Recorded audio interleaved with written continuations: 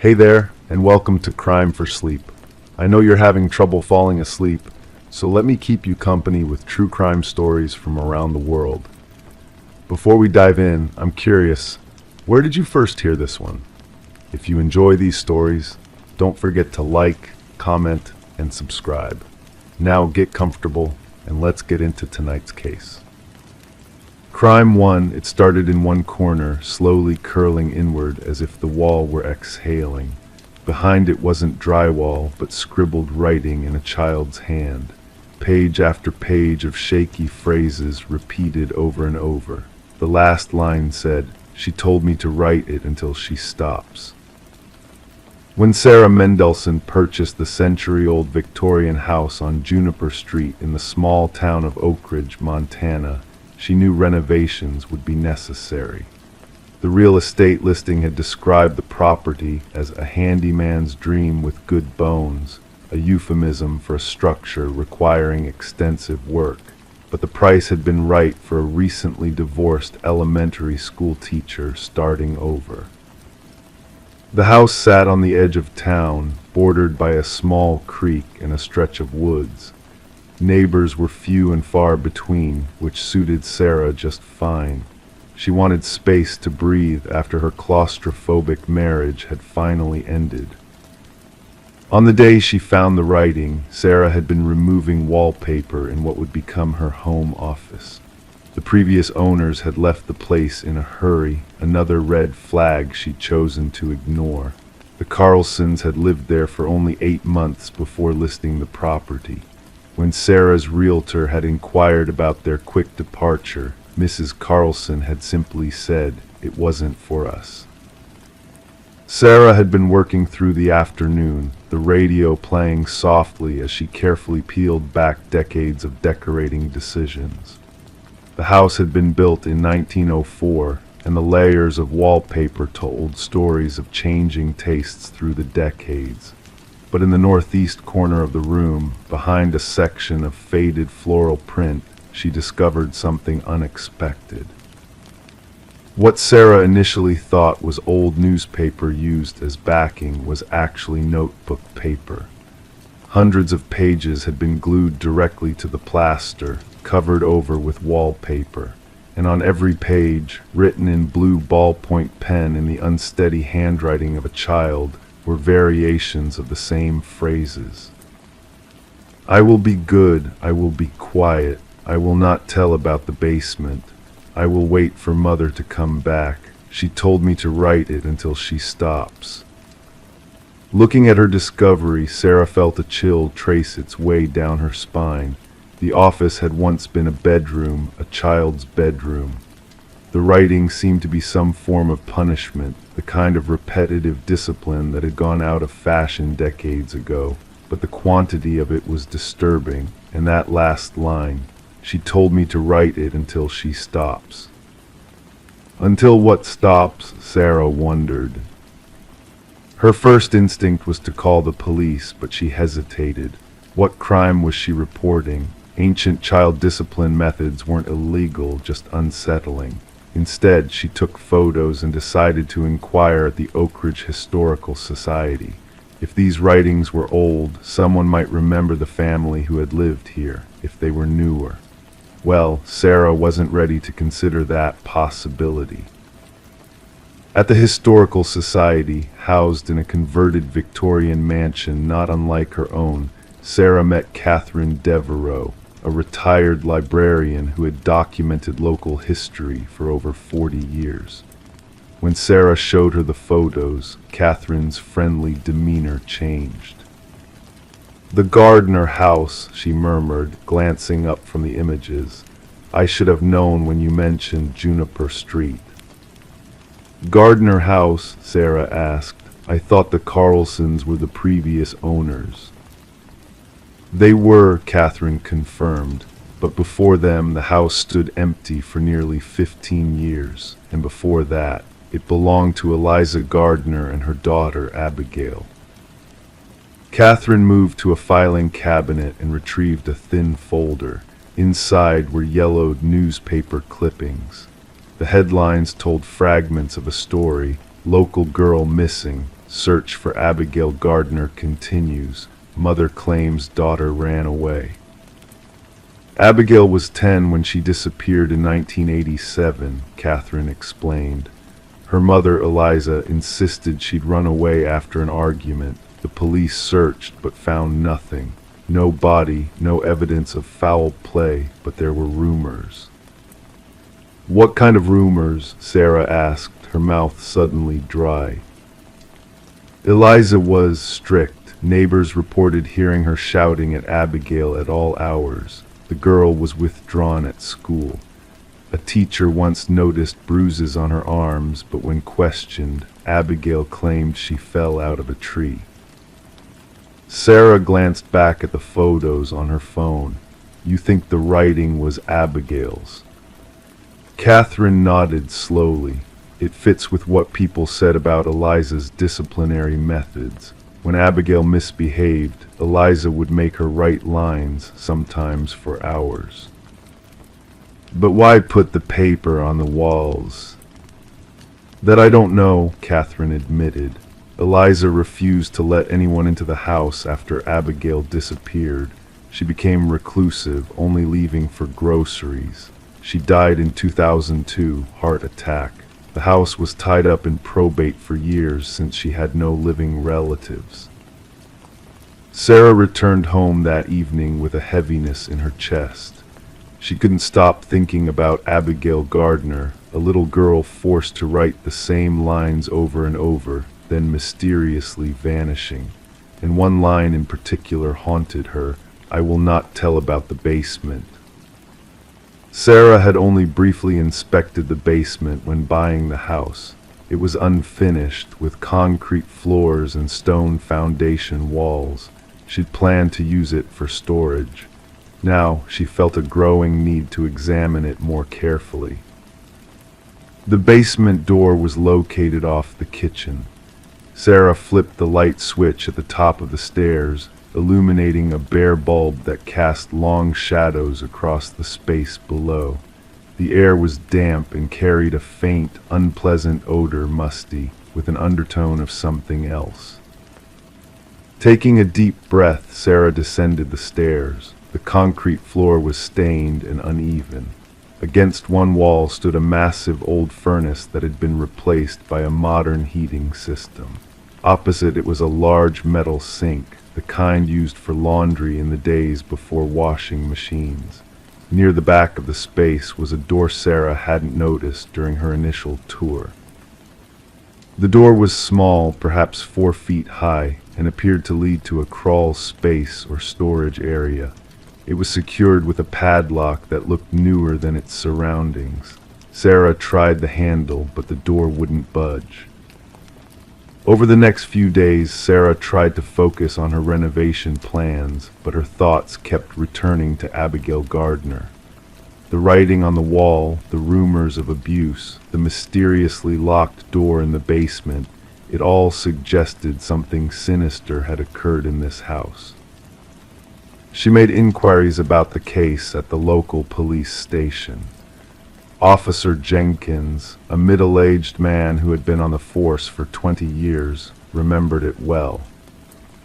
"That was before my time on the force, but it's one of those cases everyone talks about," he explained. "We had a new chief come in about 5 years ago who reopened some cold cases. The Gardner disappearance was one of them." "Did they find anything new?" Sarah asked. Officer Jenkins hesitated. There were inconsistencies in Eliza's original statements, and the K-9 units brought in back then. Well, the dogs showed interest in the basement, but nothing was found during the search. "What about the locked room down there?" His expression changed. "What locked room?" The following day, Sarah stood in her basement with Officer Jenkins and Detective Morrow, who had been assigned to the reopened case. The detective, a woman in her 40s with sharp eyes and a methodical manner, examined the padlocked door with interest. "This doesn't appear in any of the original search reports," she commented. Either it was overlooked or it was added later. With Sarah's permission, they broke the lock. The small door creaked open to reveal a space about 6 feet square, with a dirt floor and rough stone walls. The beam of Detective Morrow's flashlight swept across the empty room. "Nothing," Officer Jenkins said, disappointment evident in his voice. But Detective Morrow wasn't satisfied. She knelt down, examining the dirt floor more closely. "This has been disturbed," she noted, "more recently than 30 years ago." The investigation that followed moved with deliberate slowness. Ground-penetrating radar was brought in. The dirt floor was carefully excavated, and 3 feet down they found her. Abigail Gardner had never run away. The remains of a child, wrapped in a faded floral bedsheet that matched the description of Abigail's bedding, had been buried in the hidden room. Forensic analysis would later confirm the identity through dental records. In the months that followed, Sarah watched as her house became the center of a renewed investigation. The writing on the walls was carefully documented and preserved. The basement was thoroughly examined for additional evidence, and slowly a picture began to emerge of what had happened to Abigail Gardner. Investigators determined that Abigail had likely died from head trauma. Whether accidental or intentional remained unclear, but what was certain was that her mother had concealed her death, buried her in the basement, and continued to live in the house for 15 more years. The most disturbing discovery came when forensic analysts examined the ink used in the wall writings. While most of the pages had been written around the same time, the repetitions of "she told me to write it until she stops" were newer, dated to the period after Abigail's disappearance, and the handwriting analysis suggested they had been written by Eliza Gardner herself. "We think she was experiencing some kind of psychotic break," Detective Morrow explained to Sarah one evening. Based on interviews with people who knew her, Eliza may have convinced herself that Abigail was still alive, still being punished. She would write as if she were her daughter, perhaps as a form of atonement. Sarah ultimately decided she couldn't live in the house after all. Too much darkness had seeped into its walls. The case of Abigail Gardner received national attention, featured on true crime shows and podcasts. The house on Juniper Street became known locally as the Writing House. Years later, the property remains unsold. Occasionally, curious teenagers break in, hoping to see the famous writing on the walls or feel some ghostly presence in the basement. But all they find is an empty house, slowly decaying, holding its secrets close. And sometimes locals swear they can see movement in the upstairs window, a corner of wallpaper slowly curling inward as if the wall were exhaling. Crime 2, the family had been gone for days, yet the guest bed was rumpled and the pillow held a fresh indentation. Beneath the covers, the sheets were damp with sweat. Taped to the underside of the mattress was a blurry Polaroid of someone sleeping in that very bed, from above. Detective Marion Whitley stood in the doorway of the Caldwell family's guest bedroom, her eyes moving methodically around the space. The late afternoon sunlight filtered through gauzy curtains, casting long shadows across the hardwood floor. Outside, the upscale neighborhood of Oak Ridge, Pennsylvania, remained characteristically quiet, the kind of silence that wealthy suburbs cultivate like a prized garden. "Nobody's been in this house for 10 days, Officer Reynolds reminded her, consulting his notes. "Family left for Cancun on the 17th. Neighbor called it in yesterday when she noticed the side door was ajar." Marion nodded but said nothing. She was thinking about Eleanor Caldwell, how the woman had meticulously locked every window, set the alarm system, and arranged for a house sitter who ultimately canceled at the last minute. Alina, a pediatric surgeon at Mercy Hospital, was known for her attention to detail. Her husband, James, taught economics at the local university. Their two daughters, Lily and Violet, attended the prestigious Westridge Academy. They were, by all accounts, a perfect family. But perfect families rarely called Detective Whitley to their homes. 3 weeks earlier, Alina Caldwell had been sitting in her office reviewing patient charts when her phone chimed with a text from an unknown number. The message contained only a single image, a photo of her family's dining room table taken from inside their home. She dismissed it as a wrong number, deleted it, and continued with her day. The next morning, a second message arrived, their kitchen at night, lights on.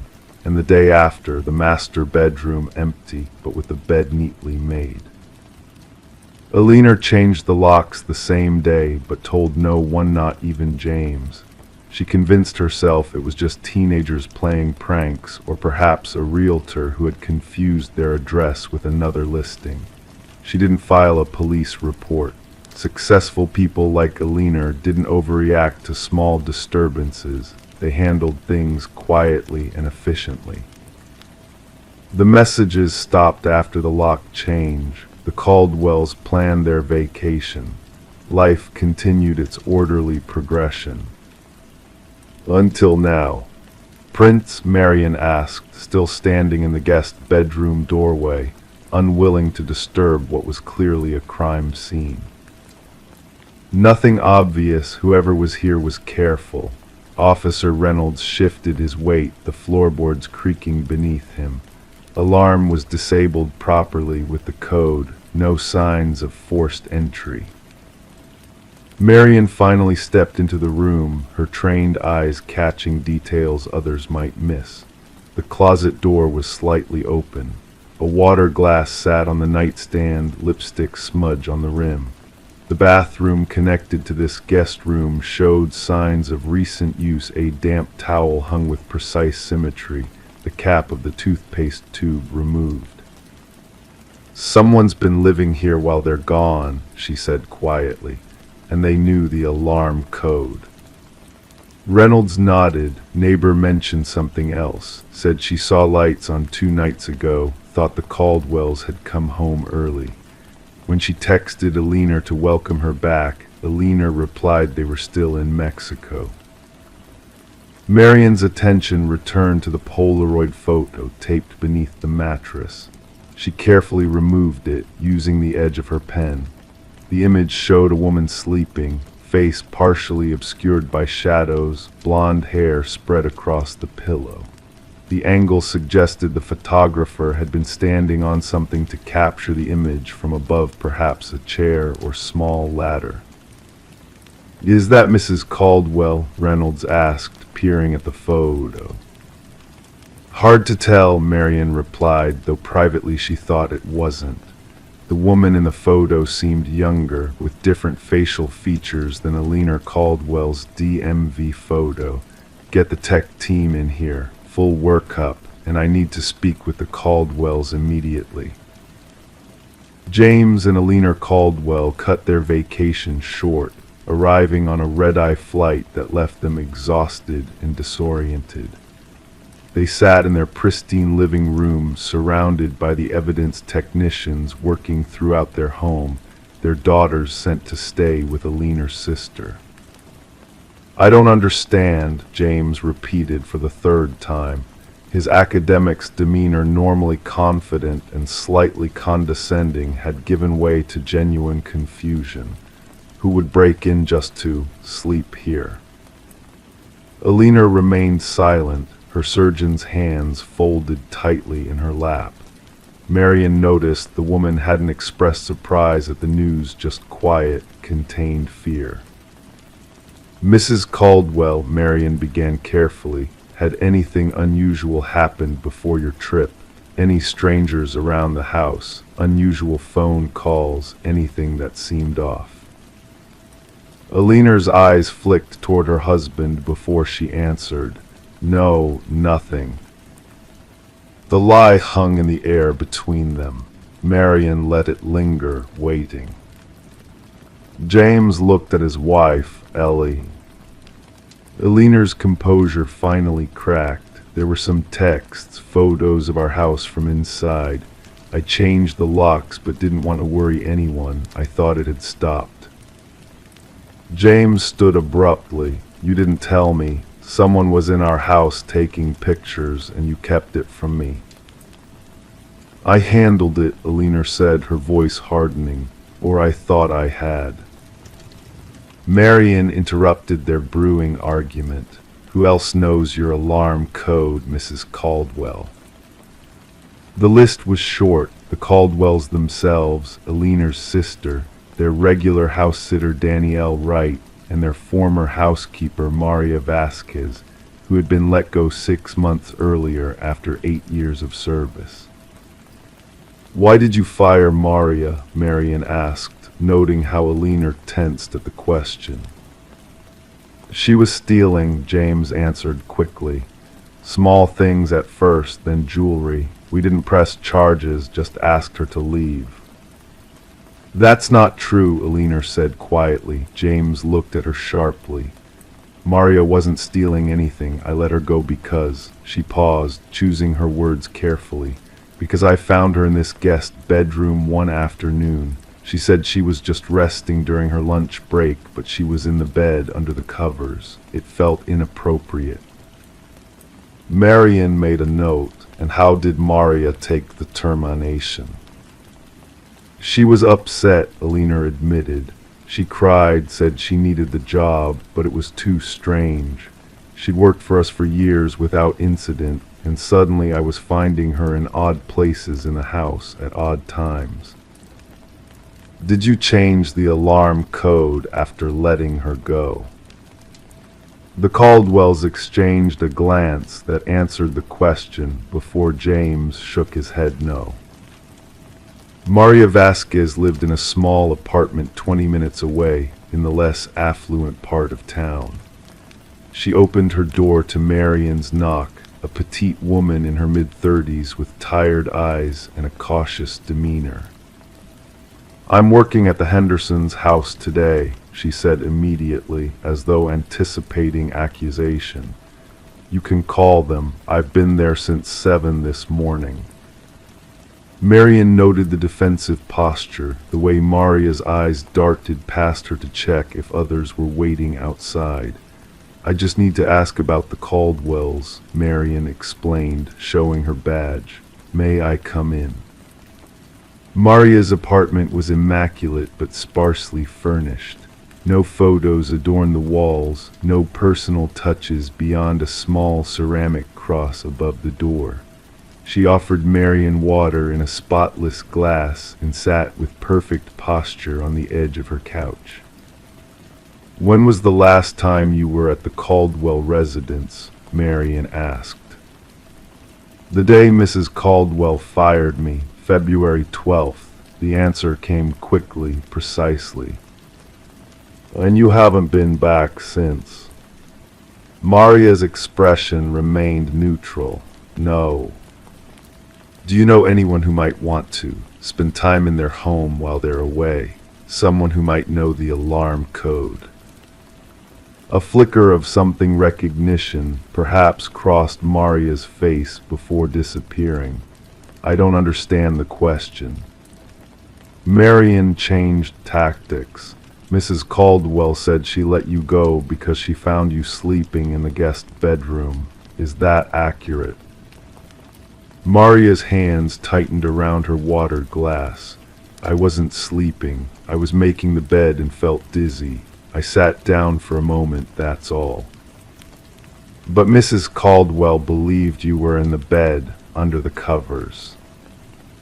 She believed what she wanted to believe. For the first time, emotion crept into Maria's voice, a quiet bitterness. 8 years I worked for them. 8 years of picking up after their children, listening to their fights, knowing all their secrets. And she fires me because one time I sit on a bed. Marion leaned forward slightly. What secrets, Maria? The question hung between them. Maria took a slow sip of water, then placed the glass down with deliberate care. "Ask Mrs. Caldwell about her sister," she finally said.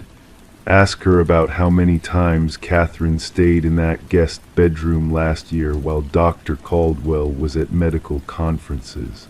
Ask her why Catherine always left before Mr. Caldwell came home." Catherine Winters was not at her home when Marian arrived. According to her neighbor, she had left suddenly the previous evening with a small suitcase, mentioning something about a spa weekend. Her phone went straight to voicemail. Alina denied her sister had ever stayed over without the family's knowledge. James confirmed he knew nothing about such visits. Both appeared genuinely confused by Maria's claim or were exceptional actors. The forensic report from the guest bedroom yielded unexpected results. The fingerprints belonged not to Maria Vasquez or Catherine Winters, but to Danielle Wright, the house sitter who had supposedly canceled before the Caldwell's vacation. Danielle's apartment was empty when police arrived. Her landlord reported she had paid 6 months' rent in advance just 2 weeks earlier in cash. Her phone had been disconnected, her social media accounts deleted. The university where she claimed to be studying had no record of a student by that name. When shown a clear image of Danielle from the Caldwell's home security footage from a month earlier, Maria Vasquez's face drained of color. "That's not Danielle," she whispered. "That's Catherine's daughter, Allison." The threads of the case unraveled rapidly after that revelation. Allison Winters, Catherine's 19-year-old daughter, had been estranged from her family for nearly 2 years. According to police records, she had struggled with mental health issues and had been briefly institutionalized following an incident at her high school. Catherine had never mentioned her daughter to the Caldwells, claiming she was childless when she married her current husband 3 years earlier. Alina was stunned by the deception. Catherine told us Allison was a friend's daughter she was mentoring, she explained to Marian. She brought her to our Christmas party last year. That's how she met Danielle. They were talking all evening. I had no idea they were actually mother and daughter. Further investigation revealed that Danielle Wright was an identity Allison had created, complete with falsified references and a manufactured background. She had applied to be the Caldwell's house sitter months earlier, playing a long game. The Polaroid found under the mattress was eventually identified as an image of Catherine Winters, taken during one of her unauthorized stays in the guest bedroom, evidence of the affair with James that Maria had alluded to, which both James and Catherine continued to deny. 3 days after the investigation began, Catherine Winters' car was found abandoned at a scenic overlook in the mountains 2 hours from Oak Ridge. A note in the glove compartment contained just 4 words: "She knows everything now." Despite an extensive search, neither Catherine nor Allison was located. The guest bedroom in the Caldwell's home remained undisturbed, preserved exactly as it had been found: the rumpled sheets, the damp towel, the water glass with its lipstick smudge. Marian often returned to stand in that doorway, piecing together the psychological puzzle of a young woman who had created an elaborate scheme just to sleep in the same bed where her estranged mother had conducted a secret affair. The Caldwells eventually sold their house, unable to feel comfortable there again. James and Alina separated 6 months later. Maria Vasquez moved to another state. Detective Whitley kept the case file open, checking periodically for signs of Catherine or Allison surfacing. But the most disturbing discovery came nearly a year later, when the new owners of the Caldwell house renovated the guest bedroom and found additional Polaroids hidden inside the heating vent, dozens of them, showing various members of the Caldwell family sleeping in their beds, each photo dated meticulously on the back. The earliest was from 3 years before Allison had ever set foot in their home. And none of the doors or windows had been forced open in any of those nights. Crime 3, every angle was wrong, walls curved, lines bent inward unnaturally. Light didn't behave as it should. When they brought in measuring tools, they found the floor space shifted slightly depending on where you stood. On one wall, carved faintly, "She hates corners." This was what Detective Michael Reeves encountered on a cold Thursday morning in November 2017, standing in the basement of 247 Laurel Avenue, Marion County, Indiana. The house belonged to Alina Marsh, a 63-year-old retired mathematics professor who had lived alone since her husband's death in 2006. She had been reported missing by her niece, Caroline, 3 days prior. Alina was a creature of habit. Every morning at 6:30 a.m., she would call her niece to discuss their shared New York Times crossword puzzle, a tradition they had maintained for nearly 8 years. On Monday, November 6th, that call never came. By evening, after 15 unanswered calls and no response to knocks at the door, Caroline contacted the Marion County Sheriff's Department. The responding officers found nothing outwardly suspicious. Alina's 2012 Volvo was parked in the garage. Her house was orderly, bed made, dishes done. Only one detail struck them as unusual. Her purse, containing her wallet, keys, and medication, was still sitting on the kitchen counter. Alina never left home without her essentials. Detective Reeves was assigned to the case 48 hours later when the search yielded no results. He had specialized in missing persons for 12 years and recognized the troubled pattern immediately: an older person living alone, vanishing without warning signs. Usually these cases ended in tragedy, health emergencies, accidents in remote locations, or occasionally suicide. But Alina's case felt different from the moment Reeves stepped through her front door. The house felt like it was breathing, he would later tell a colleague, not in any supernatural way, just in how methodically organized everything was, like someone had measured every single object's placement. Alina's life seemed to revolve around precision, books arranged by height to the millimeter, clothes in her closet organized by color in perfect gradient, kitchen utensils aligned with mathematical accuracy. When Reeves opened her desk drawer, he found pencils arranged parallel to each other, exactly 1 centimeter apart. Her neighbors described her as brilliant but increasingly eccentric over the years.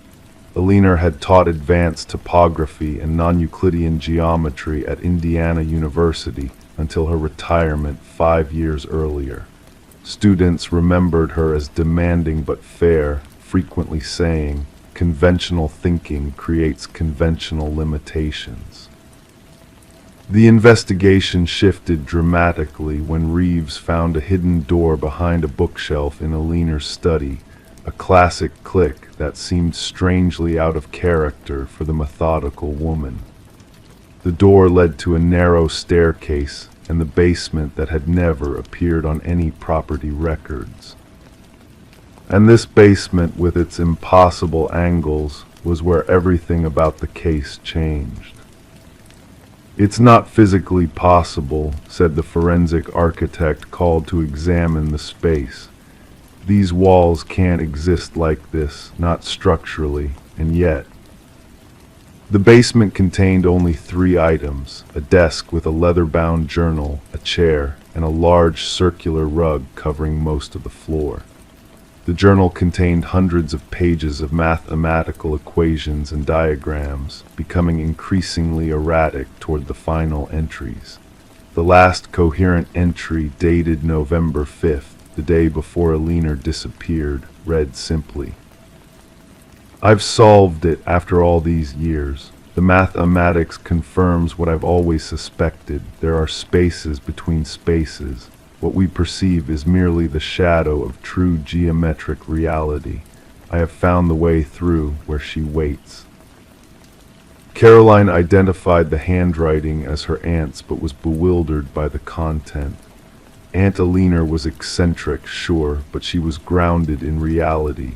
This sounds unhinged. Detective Reeves learned that Alina's descent into obsession had begun after her husband's death. Robert Marsh had been her mathematical partner, collaborating on theoretical papers about dimensional topology. His death had been ruled a suicide. He had disappeared for 3 days before his body was found in the woods 5 miles from their home. The autopsy revealed no signs of foul play, just a note in his pocket with coordinates that led nowhere. What troubled Reeves most was the striking similarity between Robert's disappearance and Alina's. Both had vanished without a trace, leaving behind their essential belongings. Both had been working on the same mathematical theories before vanishing. When the forensics team lifted the circular rug in the basement, they found something inexplicable. The concrete floor beneath contained an elaborate geometric pattern carved directly into the material, intersecting lines, circles, and symbols forming what one officer described as a mathematical crop circle. Caroline recognized some of the symbols from her aunt's work. This is her life's research, spatial anomalies and geometric paradoxes. She believed certain mathematical configurations could alter physical space. For weeks, the investigation stalled. No financial activity, no sign of Alina anywhere. Lab tests on the basement came back with perplexing results. The concrete analysis showed the carvings were made over many years, some dating back decades, long before Alina and Robert had purchased the house in 1997. Then came the breakthrough that only deepened the mystery. A property record search revealed that in 1953, the previous owner's 8-year-old daughter had disappeared from the house. According to yellowed newspaper clippings, young Abigail Wilson had been playing hide-and-seek when she vanished. The last person to see her, a playmate, claimed Abigail had said she found a special hiding place with no corners where no one would ever find her. The investigation took another turn when Detective Reeves interviewed Dr. Lena Hoffman, Alina's former academic colleague. Dr. Hoffman reluctantly shared email exchanges from the months before Alina's disappearance. Alina believed she'd found mathematical evidence of what she called fold points in physical space, theoretical locations where dimensional boundaries weaken, Dr. Hoffman explained. She was convinced her husband hadn't committed suicide but had accidentally found one of these points. The emails revealed Alina's growing certainty that her basement contained such a fold point, activated by specific geometric configurations. More disturbing was her belief that she could hear voices coming from the other side of this theoretical boundary, specifically a child's voice. As weeks turned to months, Detective Reeves found himself returning to Alina's basement repeatedly, measuring, photographing, and attempting to make sense of the spatial anomalies. The angles still didn't add up, light still behaved strangely, and despite all logical explanations attempted by structural engineers, the measurements still shifted depending on where one stood. One evening, while reviewing case notes alone in the basement, Reeves noticed something he'd missed before. When viewed from a specific angle, the carved pattern on the floor aligned perfectly with the faint inscription on the wall, "She hates corners." Reeves photographed this alignment and sent it to Dr. Hoffman, who responded within hours. This is it. This is what a leaner was working toward. These are activation parameters. The final piece came from Caroline, who found an old photograph in a family album, a black and white image of young Abigail Wilson from 1953. The girl was holding a drawing of what appeared to be a circular room with the words, "My special place has no corners," written in childish handwriting. The case remains officially open. Alina Marsh is still listed as missing. The house on Laurel Avenue stands empty, the basement sealed by authorities citing structural concerns. Detective Reeves requested transfer to another department 6 months after beginning the investigation.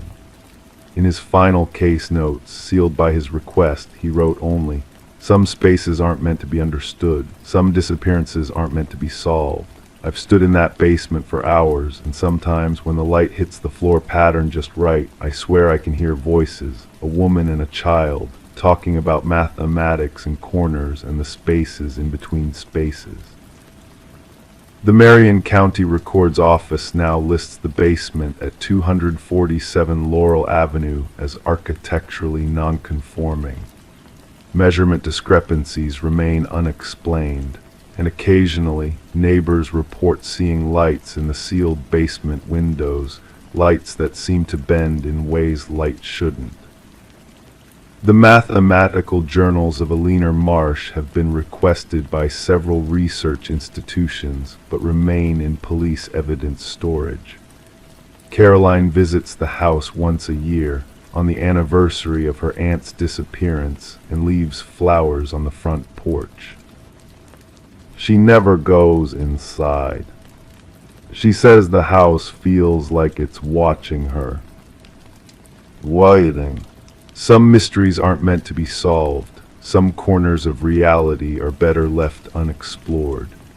And sometimes, as Alina Marsh may have discovered, the greatest danger lies not in what we can't understand, but in understanding something we were never meant to comprehend. Crime 4, the crib was empty. It had been for months, but the baby monitor still clicked on each night, broadcasting deep, slow breathing. No voices, no cries, just that sound. When they opened the device, they found a small bone lodged inside, wrapped in gauze, tagged with a name no one recognized. Sarah and Michael Dawson lived in the quiet suburb of Cedar Mills, Minnesota. Their street was lined with identical craftsman houses, each with a well-manicured lawn and a 2-car garage. The Dawsons had moved to the neighborhood 4 years ago, drawn by the good schools and low crime rate. Sarah worked as a nurse at the regional hospital, while Michael ran his own accounting firm from a home office.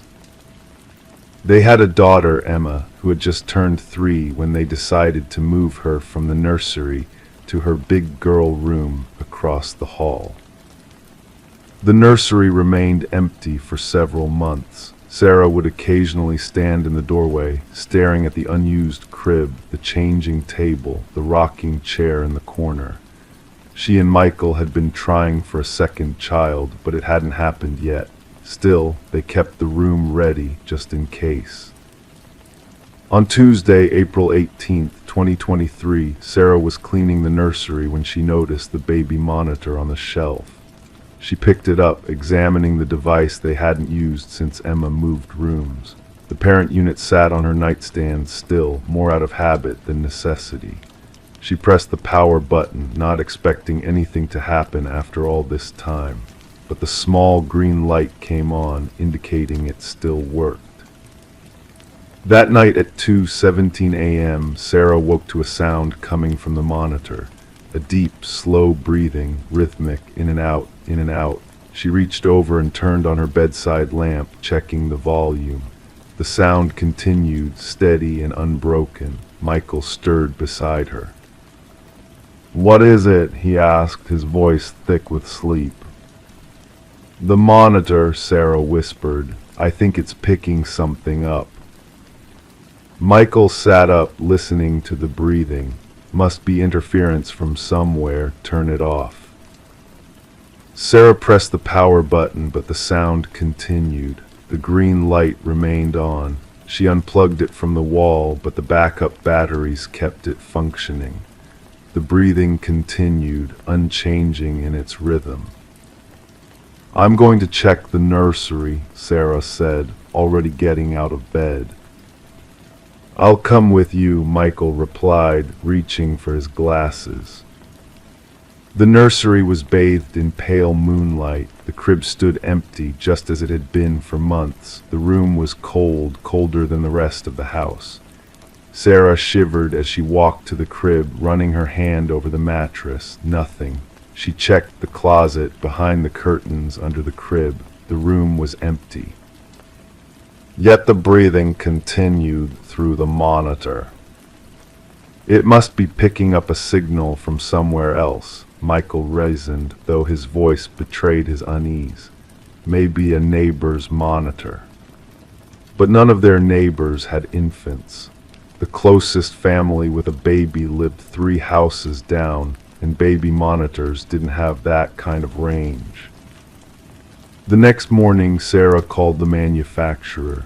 The customer service representative suggested it might be interference from another electronic device. "Try resetting it," she advised.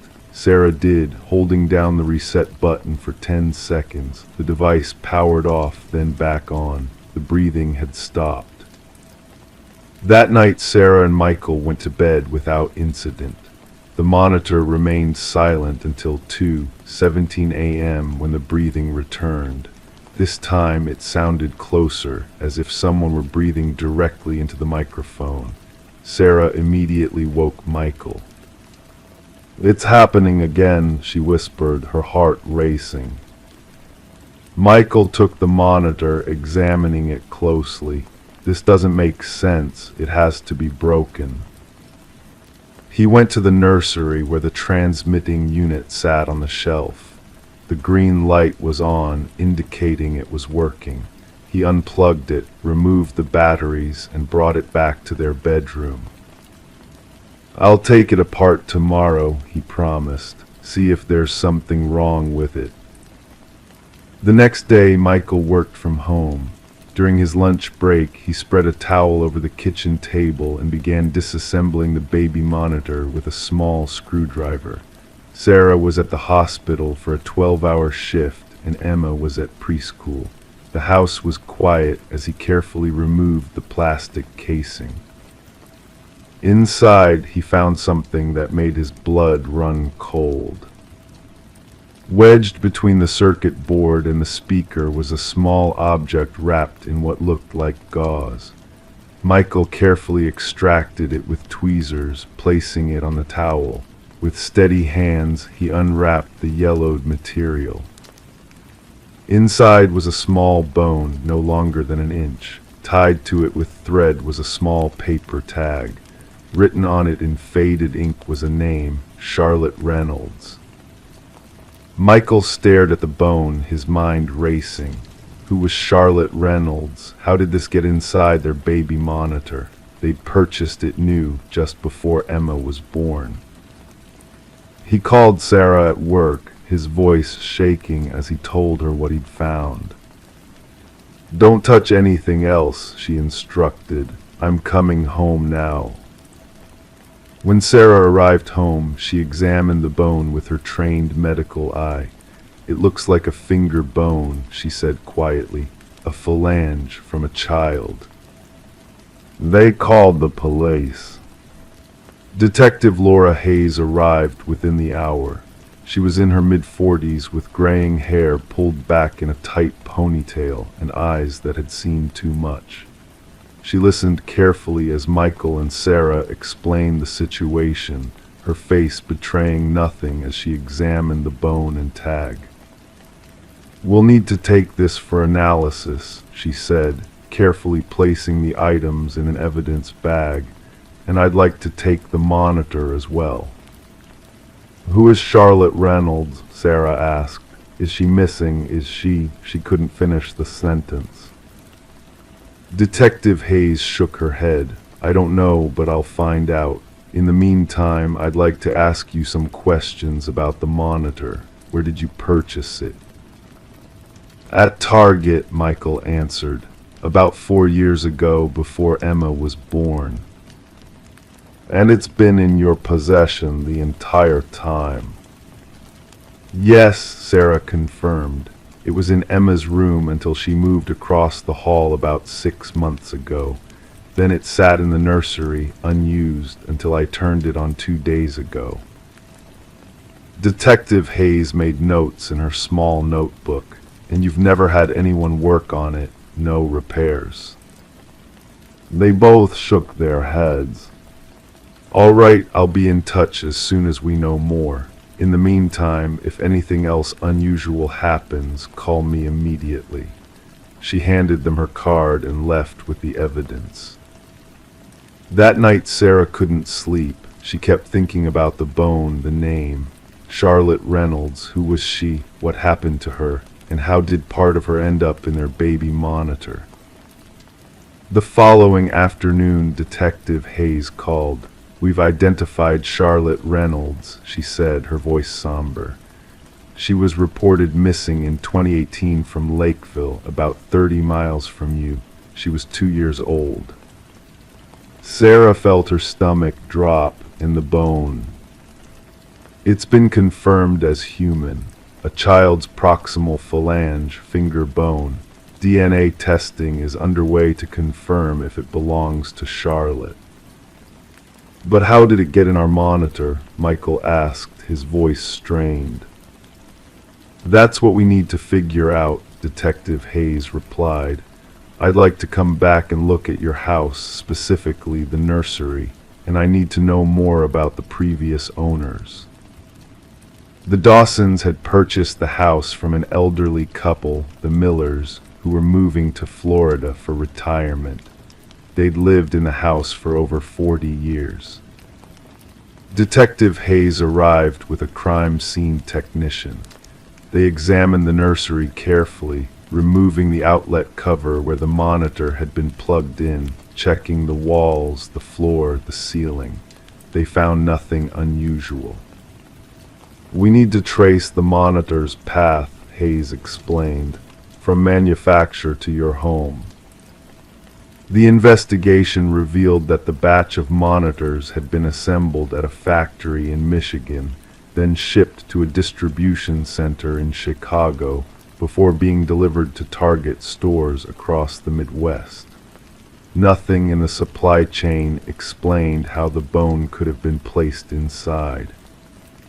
3 days later, DNA results confirmed that the bone belonged to Charlotte Reynolds. Her parents, who had divorced shortly after her disappearance, were notified. The case, which had gone cold after months without leads, was reopened. Detective Hayes returned to the Dawson home with a new theory. We looked into the previous owners, the Millers, she explained. Mr. Miller worked as a janitor at Lakeville Elementary School until his retirement in 2019. Charlotte Reynolds' older brother attended that school. You think Mr. Miller had something to do with Charlotte's disappearance? Sarah asked, horrified.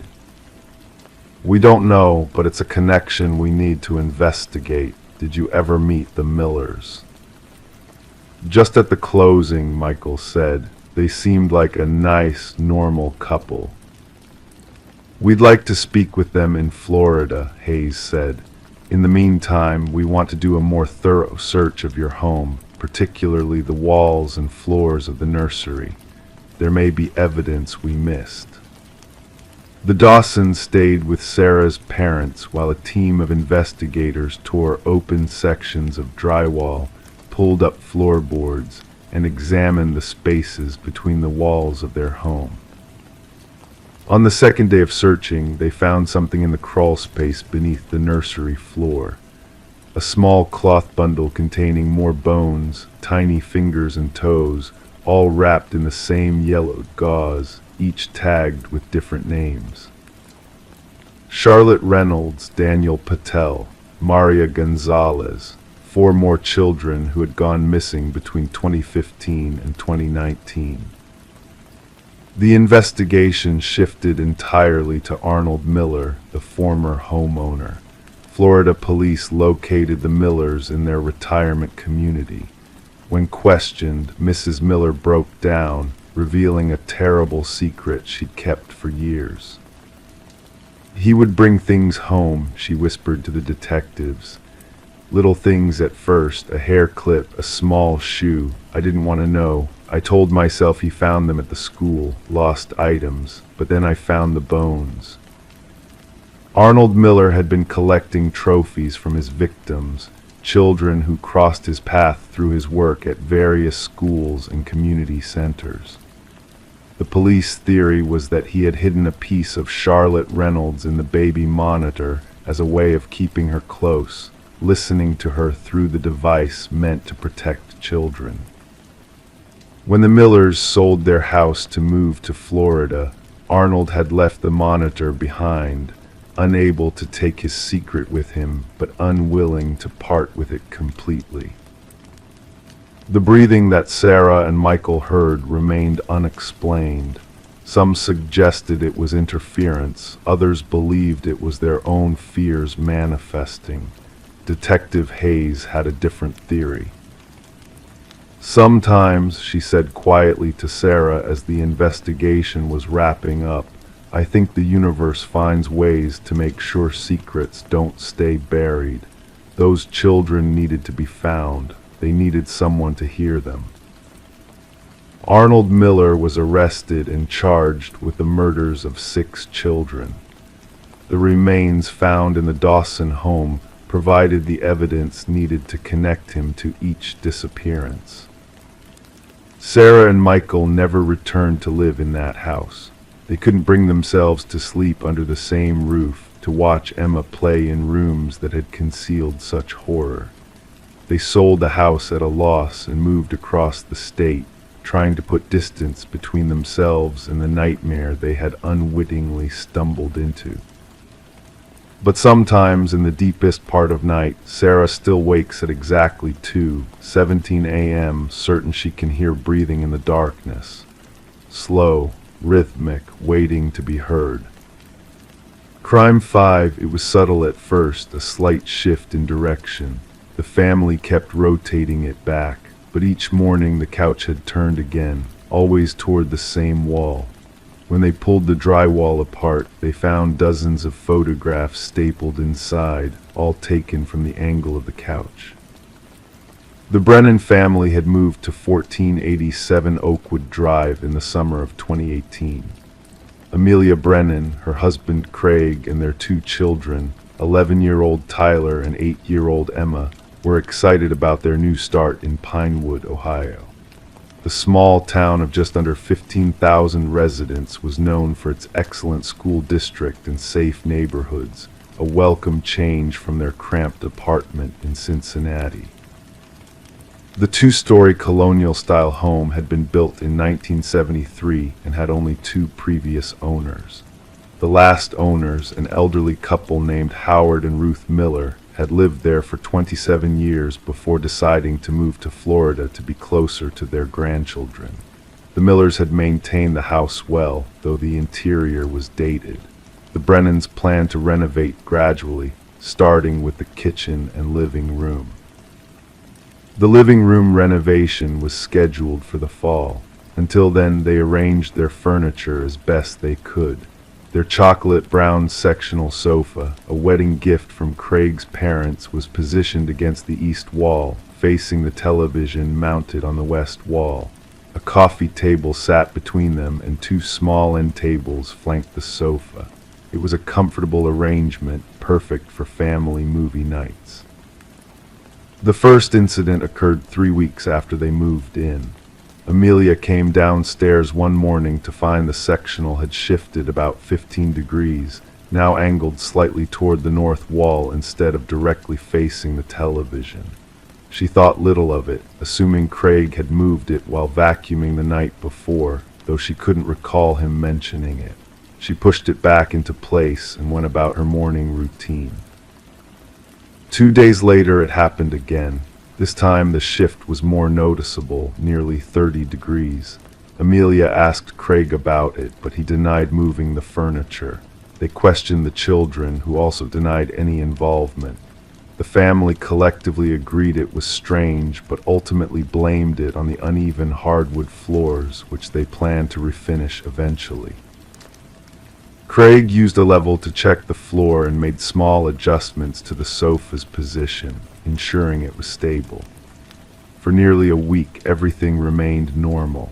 Then one Monday morning in late July, Amelia descended the stairs to find the sofa had not only shifted, but had completely rotated, now directly facing the north wall, a blank wall with no television, no artwork, nothing to face at all.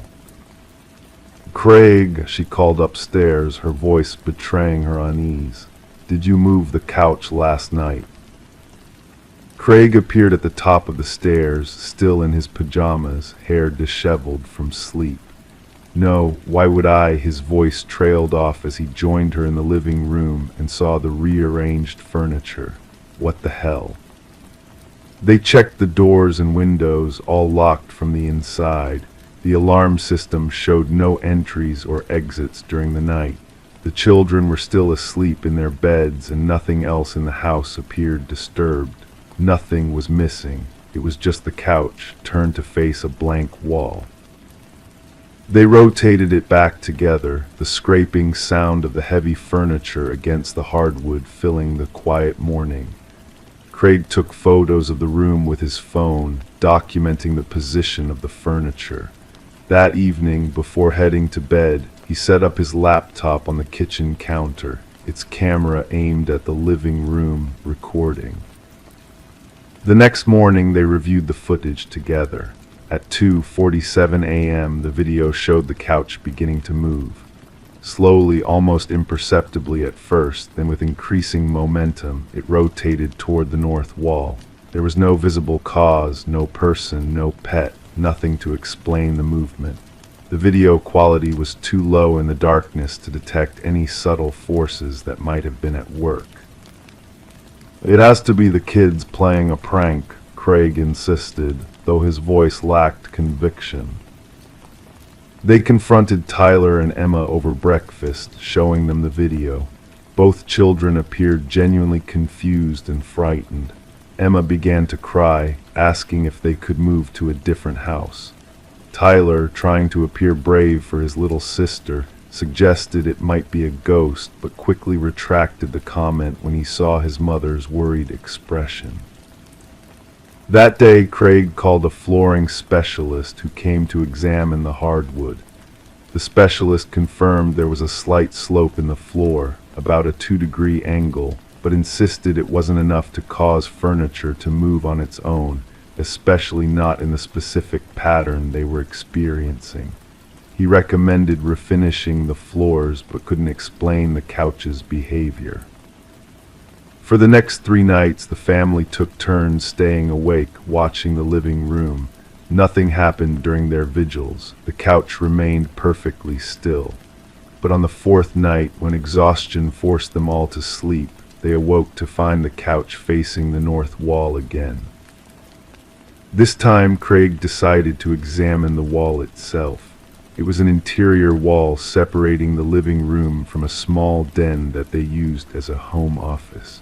He tapped along the drywall, listening for any hollow spots or abnormalities. Near the center of the wall, the sound changed, a duller thud than the rest of the surface. "There's something here," he told Amelia, placing his palm flat against the spot. "It feels different." Amelia approached cautiously, placing her hand next to his. "It's colder than the rest of the wall," she observed. Craig retrieved a stud finder from his toolbox. The device indicated something unusual behind the drywall, not a stud, but something else, something irregular.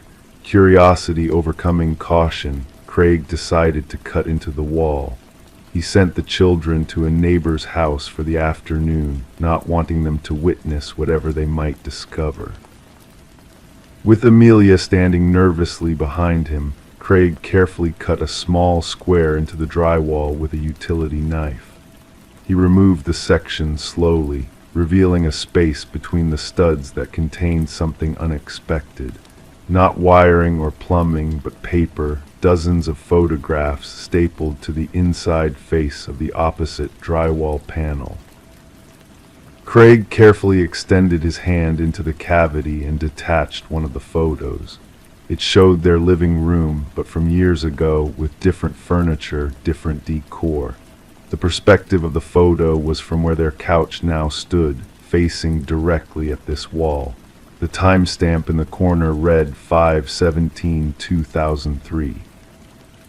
He removed another, this one from 2005, then 2007. Year after year, photos taken from the same perspective, always facing this wall.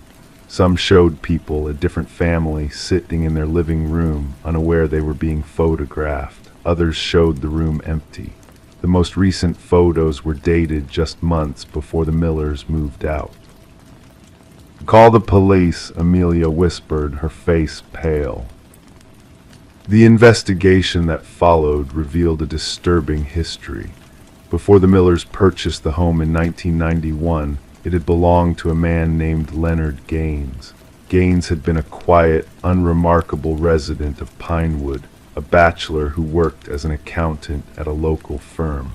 What neighbors didn't know was that Gaines had developed an obsession with surveillance. Detective Sarah Reeves of the Pinewood Police Department explained to the Brennans that Gaines had installed hidden cameras throughout the house, including one in the north wall of the living room.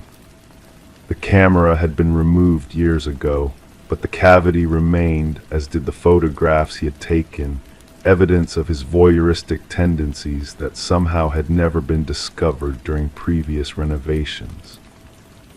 "But that doesn't explain why the couch keeps moving," Craig insisted. Detective Reeves had no answer for that. The investigation uncovered no mechanical devices, no hidden mechanisms that could cause furniture to move. The photos were collected as evidence, the wall was repaired, and the police increased patrols in the neighborhood, though they assured the Brennans there was no immediate threat. Gaines had died in a car accident in 1990. The Brennans considered moving, but ultimately decided to stay and accelerate their renovation plans. They completely gutted the living room, removing all the drywall down to the studs, refinishing the floors and repainting. They even replaced the sectional sofa with a new one. For several weeks, everything seemed normal. The new couch remained where they placed it. The children slowly regained their comfort in the home. Amelia and Craig began to relax, attributing the strange occurrences to an old house settling, or perhaps their own heightened imaginations after discovering the disturbing photos. Then on a crisp October morning, Amelia came downstairs to find their new sofa had rotated overnight. Once again, it faced the north wall. On the coffee table in front of it sat a single Polaroid photograph, one that hadn't been in the wall collection, one they had never seen before. It showed their family, asleep in their beds, dated the previous night. The Brennans moved out that day. The house at 1487 Oakwood Drive remains empty. Local real estate agents struggle to explain why prospective buyers lose interest after viewing the property. Those who spend more than an hour inside often report an unsettling feeling of being watched. Sometimes neighbors walking past at night claim they can see, through the bare windows, the outline of a couch in the empty living room, always facing the north wall. Crime 6, behind the cereal boxes and canned goods taped neatly to the wood, were dozens of crayon drawings, stick figures, crying eyes, red scribbles. One showed the outline of the pantry itself, with the words, "He lives here now," written in blocky handwriting, but the figure drawn inside wasn't human. In the small town of Millridge, Connecticut, where the oak trees had witnessed generations come and go, Emma Nichols had always been known as the quiet one. Even as a child, she preferred the company of her sketchbooks to the neighborhood kids who played tag in cul-de-sacs. Her parents, a high school history teacher and a part-time librarian, never pushed her to be more outgoing. Emma has her own rhythm, her mother would say when other parents asked. By 32, Emma had found a comfortable place in the world. She taught art at Millridge Elementary, living in a modest Cape Cod-style house she'd inherited from her grandmother. Her students adored her. Parents commented on how their children would come home talking about Miss Emma and her magical way of making even reluctant artists feel capable. She'd been teaching there for 7 years when Caleb Watson transferred into her second grade class in October 2019. Caleb was thin for his age, with ash blonde hair that fell across his forehead in wisps. His eyes, an unusual amber color, seemed too old for his small face. Emma noticed immediately how he kept to himself during recess, drawing intricate patterns in a notebook while other children chased each other across the playground. When she asked about his previous school, he would only say it was far away, his voice barely audible. The boys' father, Marcus Watson, had moved them to Millridge after his wife's death earlier that year. Car accident, he'd explained briefly at the parent-teacher conference in November. Emma remembered how his fingers had trembled slightly as he signed Caleb's permission slips. "We're still adjusting," he said. "Caleb's been having nightmares. The school counselor thinks art might help him process things." Over the following weeks, Emma gave Caleb special attention. She set aside supplies for him, the softest pastels, the smoothest paper, and encouraged him to express whatever he needed to. At first, his drawings were like any child's, houses, trees, a family holding hands, but by December, his artwork had begun to change. The colors grew darker, the figures more distorted. Houses appeared with shadowy attics, faceless beings lurked in corners. Emma kept these drawings in a separate folder, unsure whether to be concerned or to see it as healthy emotional processing. She mentioned it casually to the school counselor, who suggested monitoring the situation but saw no immediate cause for alarm. On January 15, 2020, Emma didn't show up for work. The school secretary called her cell phone, then her home number, receiving no answer for either. Emma had never missed a day without notice in 7 years of teaching. By noon, the principal had called Emma's emergency contact, her cousin Diane, who lived one town over. Diane drove to Emma's house using the spare key she'd always kept. The front door was locked. Nothing seemed disturbed in the living room. Emma's car sat in the driveway. Her phone lay on the kitchen counter alongside a half-empty cup of tea, but Emma was nowhere to be found. The bedroom was undisturbed, bed made with hospital corners as Emma always preferred.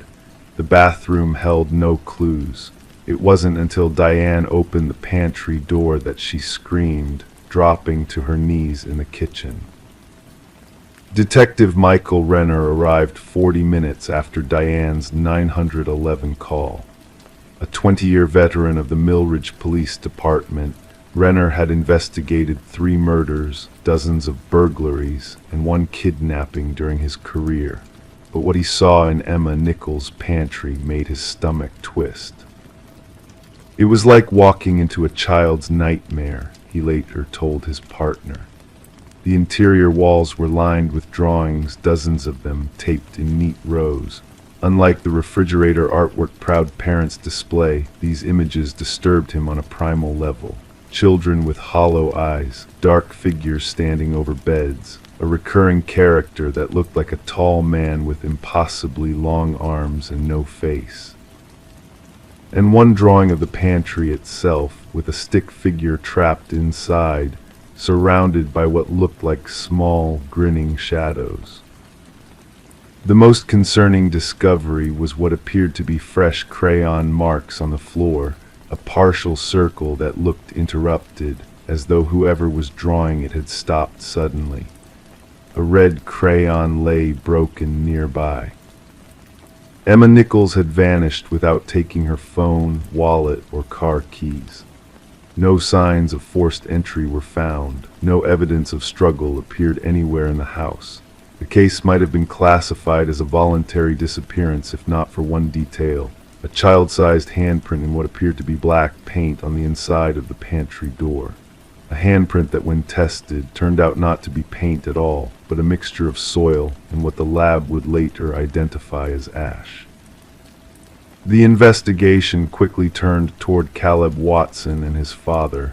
Detectives visited their apartment the following day, finding Marcus cooperative but visibly anxious. "Caleb's been through enough," he insisted, his voice breaking. "His mother's death nearly destroyed him. Please don't make things worse." The boy sat silently on the couch during the interview, drawing in his ever-present sketchbook. When Detective Renner asked to see what he was drawing, Caleb handed over the book without hesitation.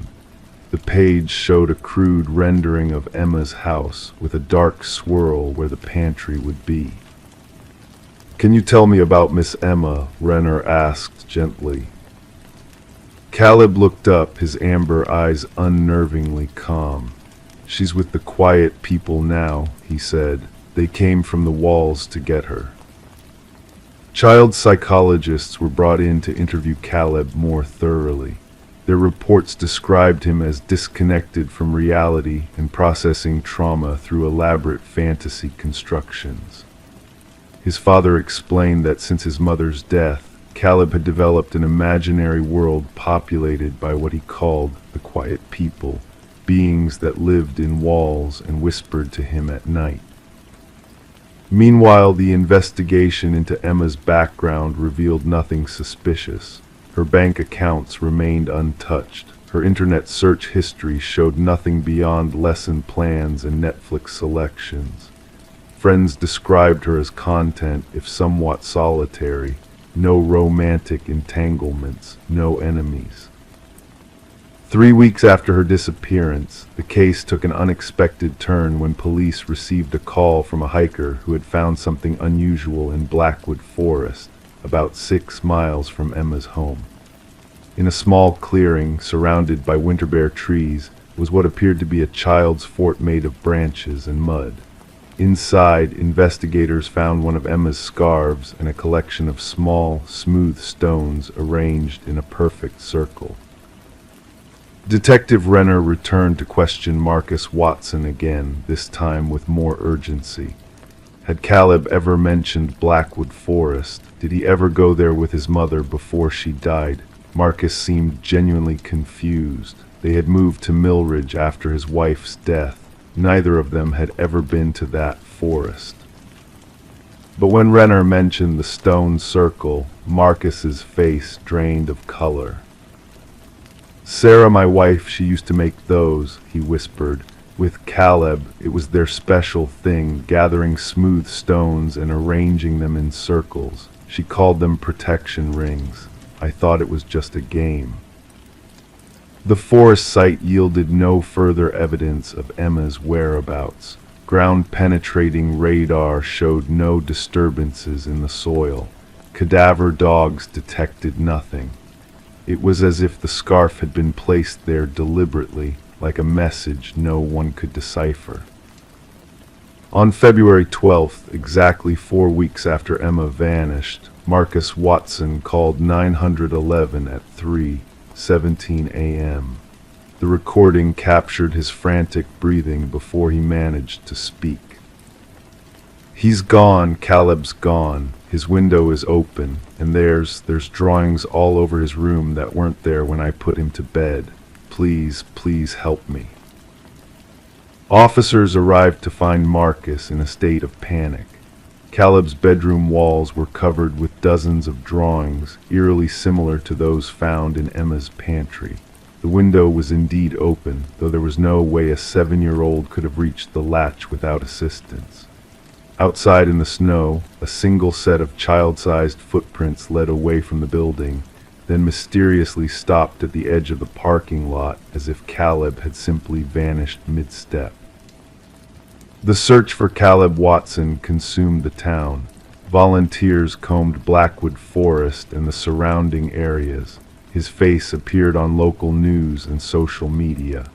Marcus barely slept, accompanying search parties despite the February cold that left his lips blue and his hands shaking. 3 days into the search, a deputy's flashlight beam caught something reflective near a small cave entrance deep in Blackwood Forest. It was a crayon, the same type Emma kept in her classroom.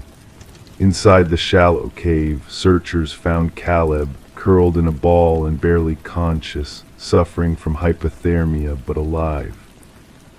And next to him, her arms wrapped protectively around the boy's small body, was Emma Nichols. Both were hospitalized. Emma, suffering from more severe exposure and dehydration, remained unconscious for 2 days. When she finally opened her eyes, the story she told made little sense to investigators. She claimed to remember nothing between standing in her pantry, looking at Caleb's disturbing artwork she had collected out of concern, and waking up in the cave with the boy beside her. She had no explanation for the intervening 25 days, no memory of how she'd gotten to the forest or survived without supplies. Caleb's account was equally confusing. He insisted that the quiet people had taken Miss Emma because she saw their pictures and that he had followed them to bring her back. When asked directly if his father had anything to do with Emma's disappearance, Caleb became agitated, repeating, "The quiet people live in the walls. Dad can't see them, but I can." Child Protective Services placed Caleb in temporary foster care while investigating Marcus Watson. What they found troubled them deeply. Before moving to Millridge, the Watsons had lived in 4 different towns within 2 years. In each location there had been incidents. A babysitter who disappeared for 3 days, only to be found wandering along a highway with no memory of where she'd been. A next-door neighbor who claimed to have seen Caleb talking to empty corners. A kindergarten teacher who had taken medical leave after what her doctors called a stress-induced dissociative episode. Most disturbing was the circumstance of Sarah Watson's death.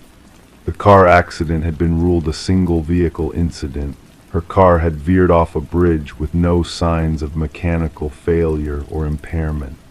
But investigators discovered that in the weeks before her death, Sarah had been consulting with a psychiatrist about Caleb's increasingly disturbing behavior and had scheduled an appointment with a specialist in childhood schizophrenia. Emma Nichols eventually recovered physically but refused to return to her home. The house remained empty, a silent reminder of a mystery that gripped Millridge. She moved to Vermont to live with her parents, declining all interview requests and leaving her teaching career behind. Marcus Watson was never charged with any crime. No evidence connected him directly to Emma's disappearance or to his son's brief vanishing. He and Caleb moved away from Millridge just 6 months later, leaving no forwarding address. The pantry in Emma's abandoned house was repainted by the real estate company trying to sell the property. But prospective buyers often commented on the oddly shaped stains that seemed to seep through the new paint, dark outlines that, from certain angles, resembled childish drawings of figures with too long limbs and hollow eyes. Detective Renner retired from the police force a year later. In his personal files, sealed away in his attic, he kept copies of Caleb's drawings and a small, smooth stone he'd found at the cave entrance. Sometimes, especially on winter nights when the wind seemed to whisper around his house, he would find himself taking out that stone, turning it over and over in his fingers, wondering about the things children see that adults cannot. In Millridge, parents still warned their children about wandering too close to Blackwood Forest. Teachers at the elementary school no longer assign certain art projects, and residents who drive past Emma's old house at night sometimes claim they can see, just for a moment, crayon drawings glowing faintly through the windows of the empty pantry, images of hollow-eyed children and a faceless figure with impossibly long arms, reaching out through walls only they can see. Crime 7, 12 steps led straight into concrete, no door, no marking, just solid wall, but the last 3 steps had been worn down as if by heavy use. On the surface of the wall, someone had painted a handle, and just above it, scratched deep into the cement, knock 3 times. When Detective Elaine Mercer first saw the staircase in the basement of 43 Oakwood Lane, she felt an instinctive chill run down her spine. This wasn't in the original blueprints of the Parker residence. The modest 2-story colonial in Millfield, Connecticut, had been built in 1967, and according to county records, had undergone only minor renovations in the kitchen and bathrooms. Nothing that would explain a staircase to nowhere. Rebecca Parker, age 34, had been reported missing on November 8, 2022, by her sister Carolyn after not showing up for their weekly lunch date and failing to answer calls or texts for 3 days. Rebecca lived alone following her divorce 2 years prior. She worked remotely as a graphic designer, which meant her absence wasn't immediately noticed by colleagues. She was quiet but not a loner, Carolyn told Detective Mercer during their first interview. She just needed time to rebuild after the divorce. David, her ex-husband, he took everything from her confidence mostly. Rebecca's life had been structured around gentle routines. Coffee at 7 a.m. on her back porch regardless of weather. Work until 4 p.m. Evening walks through the neighborhood with her phone tracking her steps, always aiming for exactly 5,000. Dinner at 6:30, usually something simple she cooked herself. Weekly lunch with Carolyn on Tuesdays. Monthly book club at the local library. Nothing about Rebecca's life suggested irregularity or risk. Her bank accounts showed predictable spending patterns. No unusual withdrawals, no suspicious contacts on her phone, no concerning search history on her computer. She had few friends, but those she maintained were long-term relationships. The last time we spoke, Carolyn said, eyes fixed on something far away, she mentioned hearing footsteps in the basement at night. I told her it was probably the house settling. Old houses do that, but she said it sounded deliberate.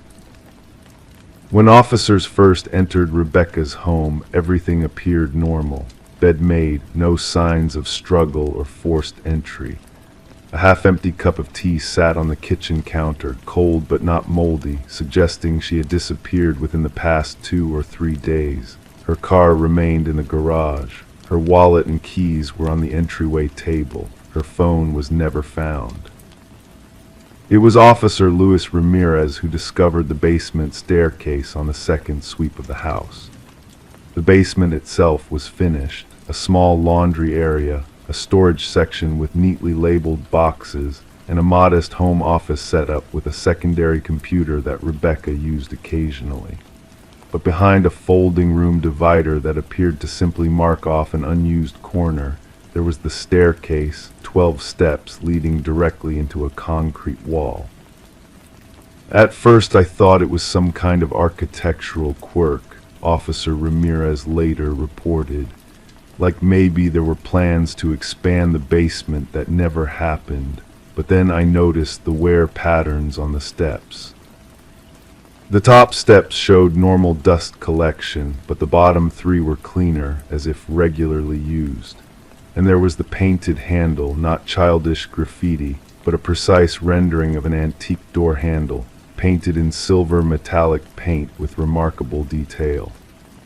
The instruction to knock 3 times had been carved with what forensics later determined was likely a house key or similar pointed metal object. When Detective Mercer's team brought in ground-penetrating radar to examine the wall, They found nothing unusual, just solid concrete, approximately 8 inches thick, with normal foundation structure behind it. No cavities, no hidden spaces. Rebecca's ex-husband, David Parker, was questioned extensively.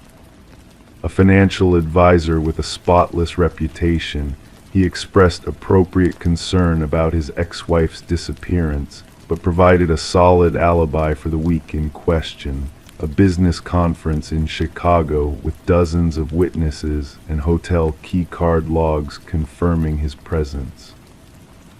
"Did Rebecca ever mention the basement staircase to you?" Detective Mercer asked him. David's face registered genuine confusion. "What staircase? The basement is just one open room as far as I remember." When shown photos, he appeared genuinely perplexed. "That wasn't there when we lived together. The renovation must have happened after I moved out." But there were no records of any construction permits issued for the property since the Parkers had purchased it 7 years earlier. No contractors in the area recalled working on a basement project at that address. The previous owners, tracked down in Arizona, had no recollection of any staircase when they sold the house. 3 weeks into the investigation, with Rebecca still missing and no lights beyond the mysterious staircase, Detective Mercer decided to conduct an overnight observation in the house. She set up in Rebecca's living room with a clear audio feed from microphones placed in the basement. At 2:17 a.m., the recording captured what sounded like footsteps, slow, deliberate, ascending the staircase in the basement.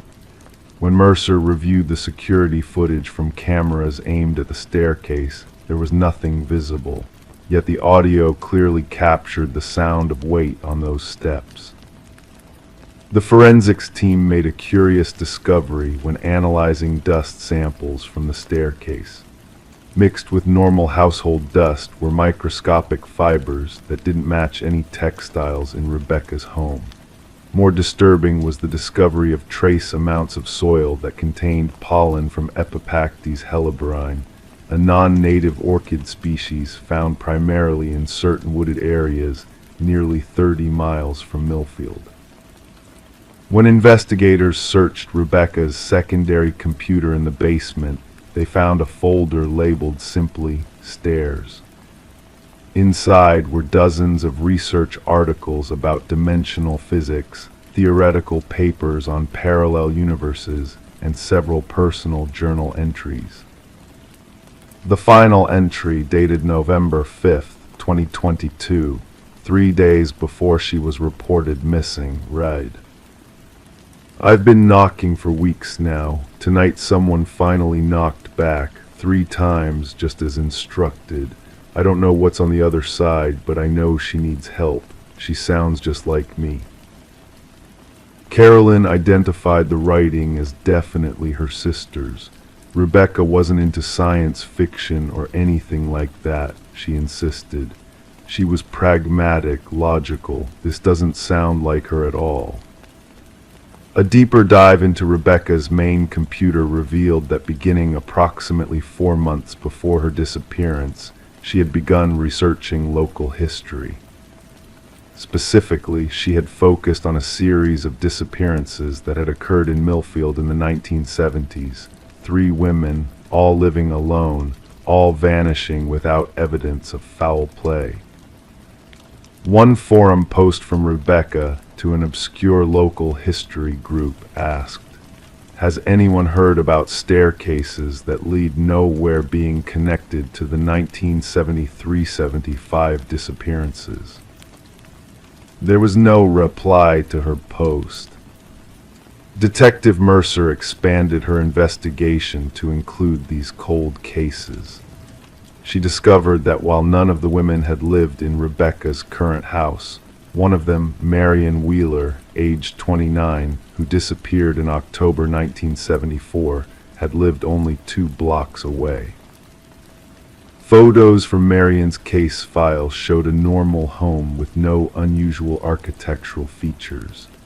But a statement from Marion's mother contained an odd detail that hadn't been followed up on. Marion kept talking about hearing someone walking upstairs at night, but her house was a single-story ranch. There were no stairs. As the investigation reached its second month with no sign of Rebecca, community interest began to wane, but Detective Mercer remained fixated on the staircase. She brought in a demolition expert to remove the concrete wall, thinking perhaps it concealed evidence. The demolition was scheduled for February 15, 2023. Detective Mercer, 2 uniformed officers, and the demolition contractor descended into the basement that morning. But when they reached the bottom of the house stairs and turned toward the mysterious staircase, they found only an empty corner. The staircase was gone. No signs of construction, no dust, no indication that anything had ever been there. All photographic evidence from the investigation still clearly showed the staircase. The audio recordings of footsteps remained on file. Multiple officers and forensic technicians had documented its existence, but it was simply gone. Rebecca Parker was never found. Her case remains officially open but inactive. Detective Mercer requested a transfer to another precinct 3 months later and declined to discuss the case further with colleagues. 1 year after Rebecca's disappearance, Carolyn received a postcard with no return address, postmarked from Millfield, though she now lived 2 states away. On the front was a generic forest scene. On the back, in what handwriting experts later confirmed was consistent with Rebecca's, was written, "Don't worry about me. The other side is just like ours, except the staircase leads to a door." Some locals in Millfield now claim that if you listen carefully in certain basements late at night, you can hear knocking, always in sets of 3. But no one dares to knock back. Crime ate hundreds of them dangling on string, stuffed into prescription bottles, hidden in soap boxes, all different shapes and sizes. None matched any lock in the house. Inside one bottle, a note had been tightly rolled and soaked in bleach. The only legible word left was basement. The house on Sycamore Lane belonged to Alina Mercer, a retired pharmacist who had lived in the quiet suburb of Pinewood, Massachusetts, for over 30 years. Alina was known in the neighborhood as the reliable woman who watered her neighbors' plants when they went on vacation, who remembered everyone's birthdays with handwritten cards, and who always kept her porch light on until midnight, just in case someone needed to find their way home in the dark. Alina lived alone since her husband passed away in 2014. Their only daughter, Cassandra, had moved to Seattle after college and visited her mother twice a year. They spoke on the phone every Sunday at 6 p.m. without fail. Alina was organized and precise, habits from her years measuring medications down to the milligram. Her home was modest but immaculate, with everything in its place. Which is why her absence was noticed immediately. It was a Tuesday in late October when Alina failed to appear at her weekly book club. Alina had never missed a meeting in 12 years. When calls to her home and cell phone went unanswered, Diane Parker, her closest friend, drove to the house. Alina's car was in the driveway. The morning newspaper remained rolled in its plastic sleeve by the front door. Diane rang the doorbell, then knocked repeatedly. The house remained silent. "I just knew something was wrong," Diane would later tell detectives. Alina was punctual to a fault, and her kitchen light was on. She was religious about turning lights off when not in the room. The police arrived 20 minutes later. Officer James Harrington noted in his report that there were no signs of forced entry. The house was unlocked, which neighbors confirmed was unusual for Alina. Inside, everything appeared ordinary at first glance. No furniture was overturned, no broken glass, no apparent struggle. Alina's reading glasses sat on her nightstand beside a half-empty glass of water and a dog-eared copy of The Silent Patient. Her bed was made, hospital corners perfect as always. Her slippers were positioned neatly beside the bed. The closet door was closed. But Alina was nowhere to be found. It wasn't until Detective Sarah Morrison opened the medicine cabinet in the master bathroom that the first unsettling discovery was made. The medicine cabinet was filled with keys, hundreds of them, meticulously organized in old prescription bottles and soap containers. Some were labeled with dates going back 5 years. Others had strange symbols drawn on the labels. And that bleach-soaked note with just one legible word, basement. The strangest part was that Alina didn't have a basement, Detective Morrison would later recall. The house was built on a concrete slab. Alina's phone records showed that her last call was to her daughter Cassandra 3 days earlier, their regular Sunday call. The conversation lasted exactly 43 minutes, which Cassandra confirmed was normal. Alina had sounded fine, talking about her garden plans for spring and asking about Cassandra's work at the architectural firm. Nothing indicated distress or fear. Alina's credit card had last been used at Patterson's grocery store the day before she disappeared. Security footage showed her calmly selecting vegetables, greeting the cashier by name, and leaving with 2 small bags of groceries. Those same groceries were found in her refrigerator, untouched. As the investigation continued, officers interviewed neighbors and acquaintances. Most described Alina as private but warm, meticulous but generous. No one could imagine who would want to harm the retired pharmacist. But as they dug deeper, small inconsistencies in Alina's life began to emerge. Her former colleague at Willoughby Pharmacy, Thomas Greer, mentioned that Alina had taken an unexpected leave of absence in 1998. She was gone for almost 3 months. When she came back, she never said where she'd been. She was different after that, more cautious, started checking the locks twice. Alina's internet search history revealed queries about storage facilities in neighboring counties. Her email contained correspondence with several locksmiths in towns up to 60 miles away, and her bank statements showed monthly withdrawals of $350 in cash, dating back 7 years, with no clear indication of where the money went. The mystery deepened when Detective Morrison discovered a hidden compartment in Alina's closet. Behind a false panel in the wall was a small safe. Inside, a single photograph of a young man, perhaps in his 20s, with features that resembled Alina's. On the back, written in faded ink, "Nathan, forgive me." "Who is Nathan?" Morrison asked Cassandra during their 3rd interview. Cassandra's confusion seemed genuine. "I don't know any Nathan. Mom never mentioned that name." Then came the breakthrough, or what seemed like one. A groundskeeper at Hillside Memorial Cemetery reported seeing an elderly woman matching Alina's description placing flowers at an unmarked grave the day she disappeared. Security cameras confirmed it was Alina. She spent 45 minutes sitting beside the grave before walking toward the cemetery's east exit. The cameras didn't cover that area. It was the last confirmed sighting of Alina Mercer. The unmarked grave, when examined, contained the remains of a male infant who died in 1973. The burial records listed the mother as Elizabeth Mason, not Alina Mercer. Was Elizabeth an alias? The dates aligned. Alina would have been 22 in 1973. The case took another turn when police tracked down the keys from Alina's medicine cabinet. Most were for rental storage units across 5 different counties.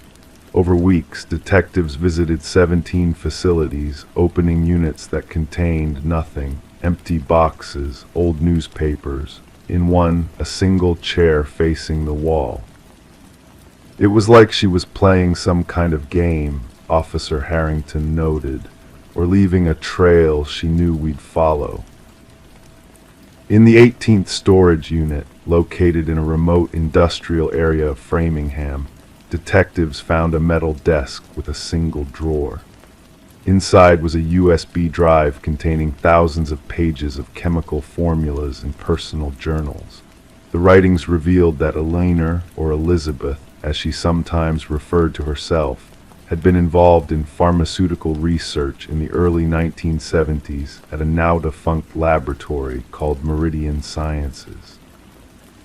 The journals detailed experiments with memory-altering compounds and described subjects who were willing at first, then less so. One entry stood out. Nathan showed promising results, but the side effects were too severe. They're watching me now. They know I took copies of the data. The basement is the only safe place. The investigation expanded to include the history of Meridian Sciences. Records showed it had been shut down in 1975 after allegations of unethical research practices.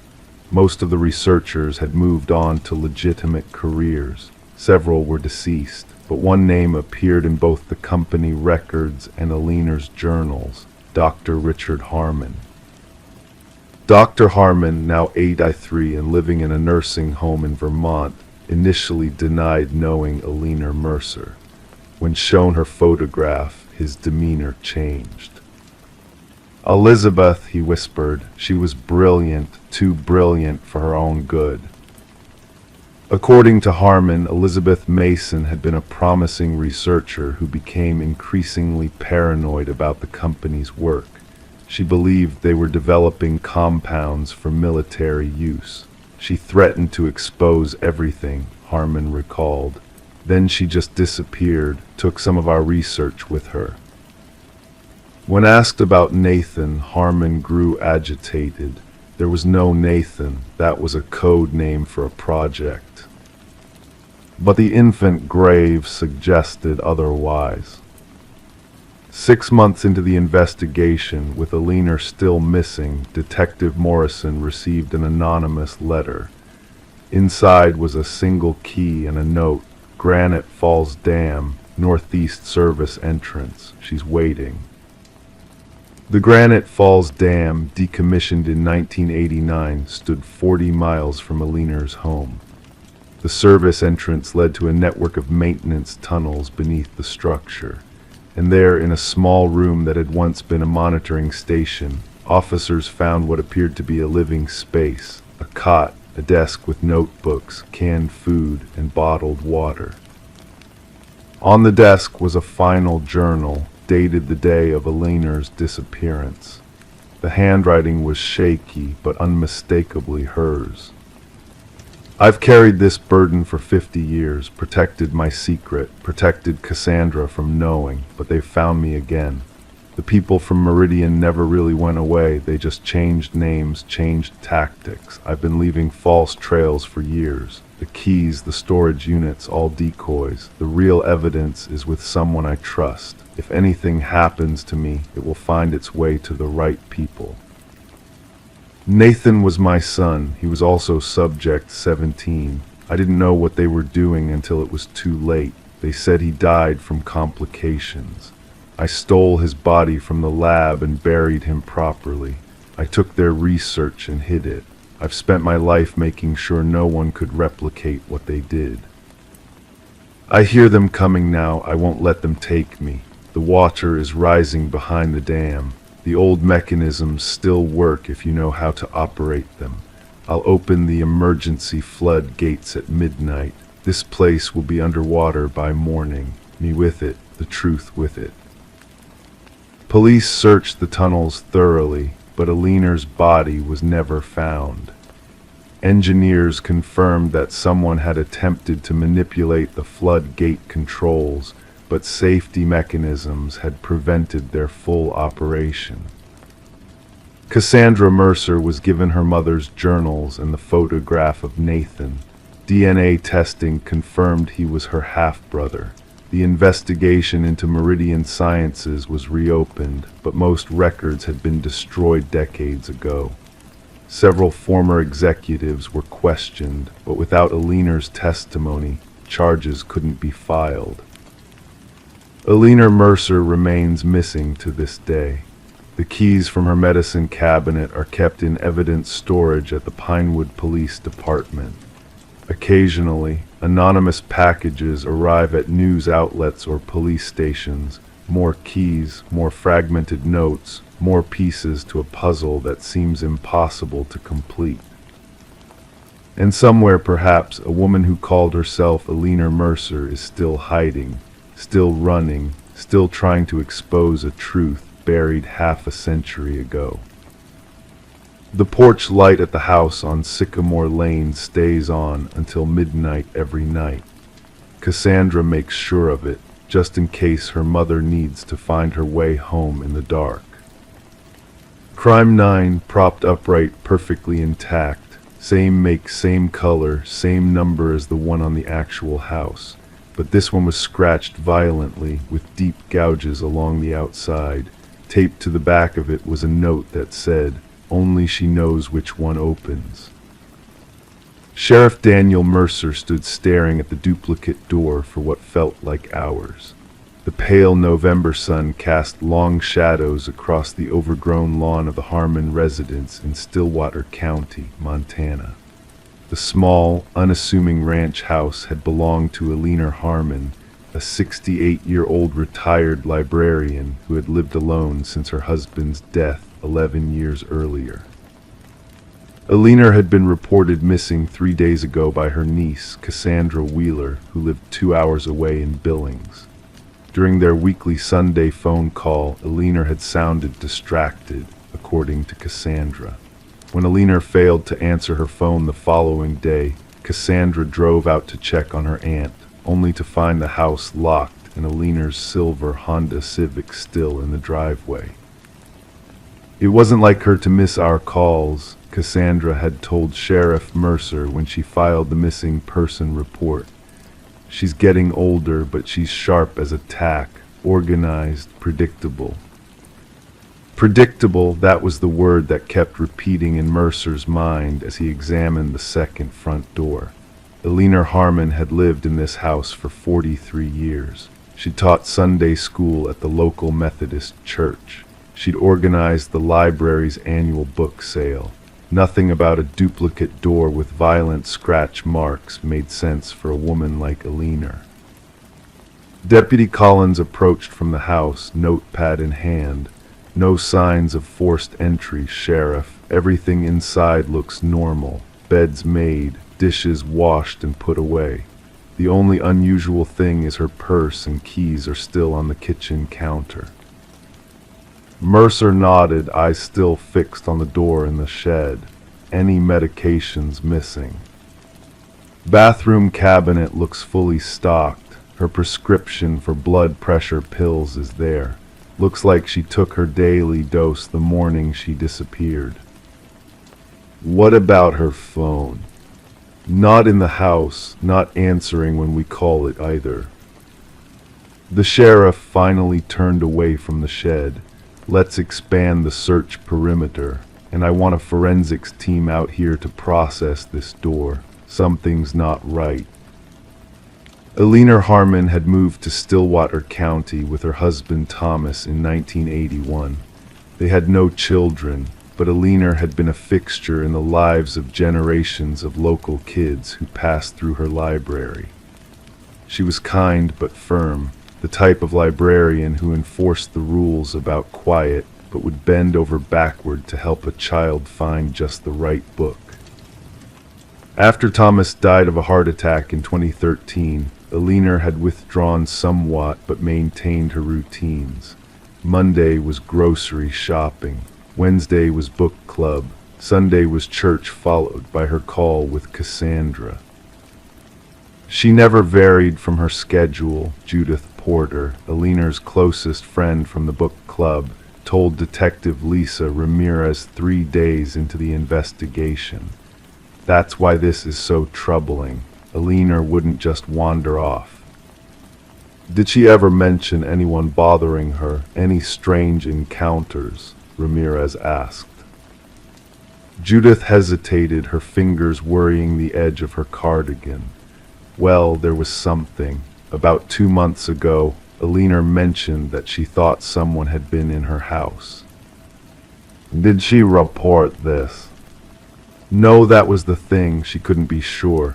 Nothing was missing, but she said things were slightly moved. A glass she knew she'd put in the dishwasher was in the cabinet, books rearranged on her nightstand. She thought maybe she was just getting forgetful. Detective Ramirez made a note.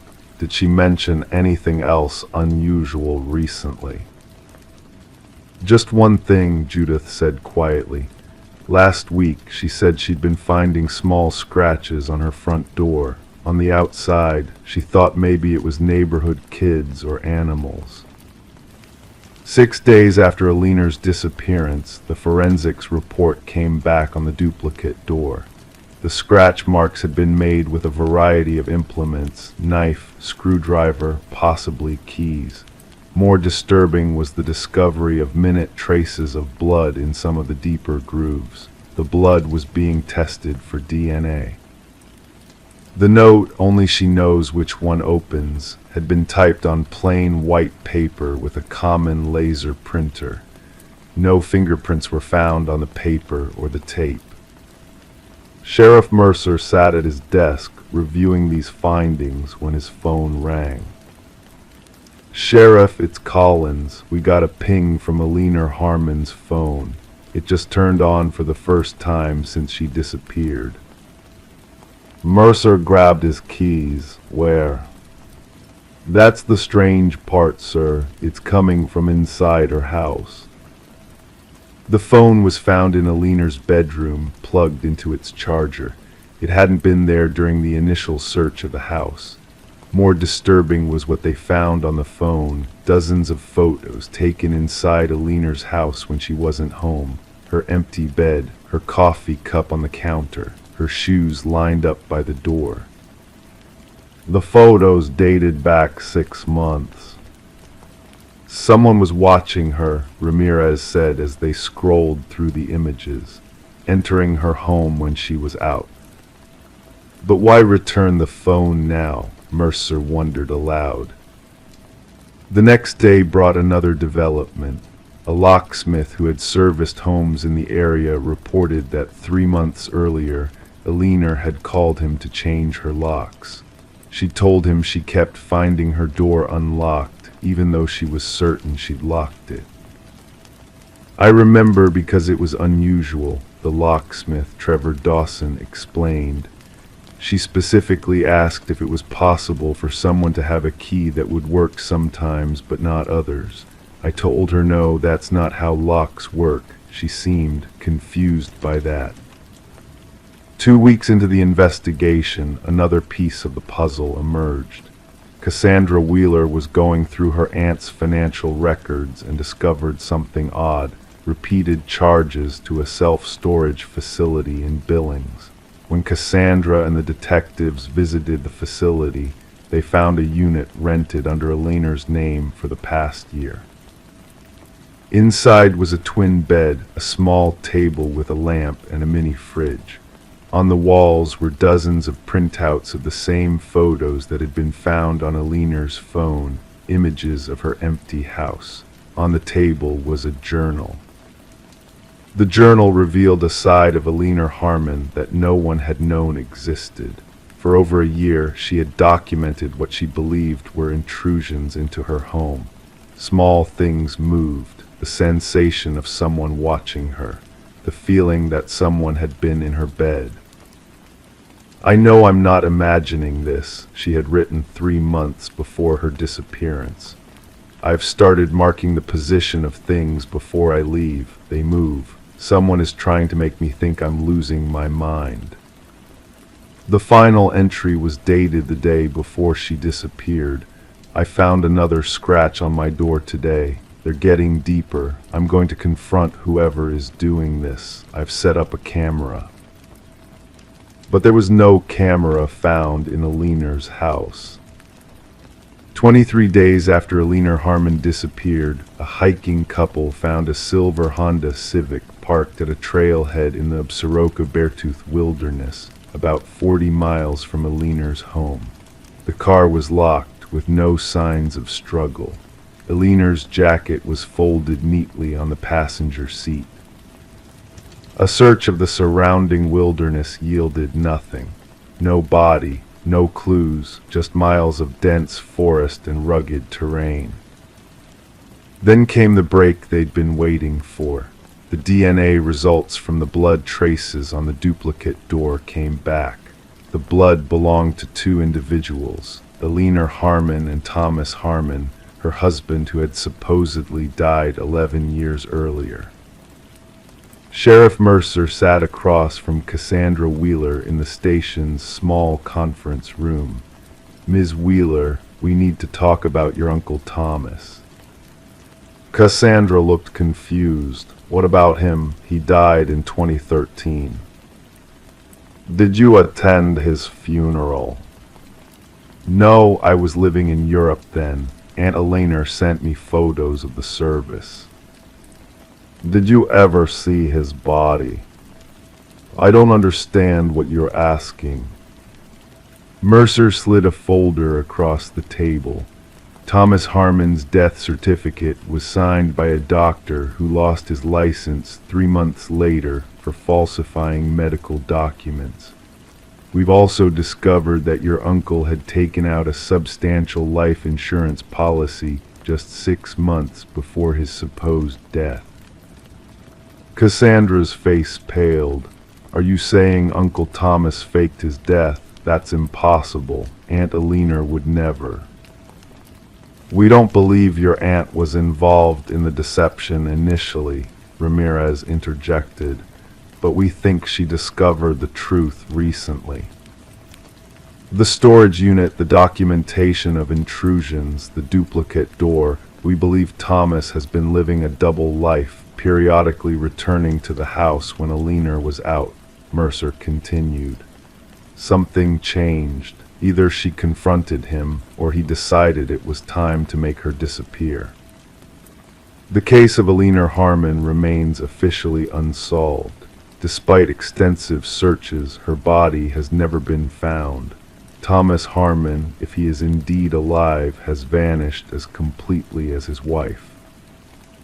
The duplicate front door sits in an evidence locker at the Stillwater County Sheriff's Department. Its scratches tell a story that investigators can only piece together from fragments, of a woman who began to doubt her own sanity, who discovered a terrible betrayal, and who may have finally confronted the ghost who had been haunting her home. The note remains the most chilling piece of evidence. Only she knows which one opens. Some investigators believe it refers to Aliner knowing which door led to safety and which to danger. Others interpret it more literally, that Aliner knew which of the identical doors actually fit her house. Either way, both doors remain closed, and the truth about what happened to Aliner Harmon remains locked behind them. Story 10: The Hidden Observer. The realtor's listing made no mention of a basement. The blueprints held no clue to its existence. Yet, as the family uncovered the secret beneath the old carpet, they discovered a concealed door. A heavy, rusted handle resisted their efforts until finally, with the combined strength of 3, they pried it open. Stale air, thick with the scent of damp earth, greeted them as they descended the steps into darkness. Anticipating storage space, they instead found a solitary chair illuminated by a swaying light bulb, and on the wall behind it, a collection of photographs of them. The Mercer family had settled into the suburban dwelling during the stark winter months, enveloped by early darkness and skeletal trees. The aged two-story house, with its weathered siding and creaking floors, exuded character and a sense of history. Little did they know how deeply intertwined that history would become with their own lives.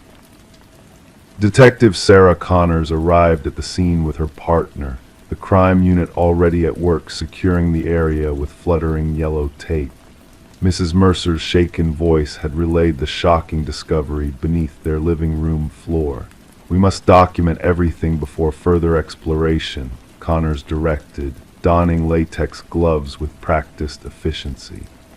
The camera flashes illuminated the stairwell as the forensic team meticulously captured the eerie scene. The wooden steps groaned under their weight, leading to a small basement resembling a standard bedroom, its concrete walls painted a dull gray. In the center stood a chair, bolted to the floor, beneath a harshly lit bulb casting eerie shadows. However, it was the row of photographs that seized their attention, 37 images arranged in chronological order. "These date back weeks," noted Connor's partner, observing timestamps on the prints. The investigation yielded no signs of forced entry, no theft, just a profound invasion of privacy. Forensics uncovered fingerprints belonging to previous homeowners scattered throughout the basement. The house's unsettling history emerged as they delved further, each family staying briefly before selling at discounted prices. None had divulged the existence of a basement. Connors directed the team to interview all past owners, unearthing disturbing inconsistencies in the property records. A breakthrough came when they consulted the contractor who had renovated the house years earlier. His denial of the basement's existence fueled the mystery. Digital forensics extracted more incriminating evidence, revealing a hidden monitoring station with cameras and a journal detailing intimate observations of each family. The journal's final entries hinted at a chilling reality. Edward Kelvin, the house's builder, had never left. He had ensconced himself within the walls, watching, studying, and recording the family's every move. The manhunt concluded with Kelvin's discovery curled within a crawlspace, his delusions unraveling as he spoke of the families as his own. The trial exposed Kelvin's elaborate surveillance network, designed from the house's inception to observe its residents covertly. As the jury reached their verdict, Kelvin remained detached, lost in his delusions. The property was razed, but the families haunted by the violation continued to wonder if they had ever been truly alone in their supposed sanctuary. They could not shake the feeling that unseen eyes had watched, unheard ears had listened, and that the shadows within the walls concealed secrets beyond their comprehension. Story 11. It arrived in the mail, wrapped in a plain envelope with no return address. A single brass key worn with time.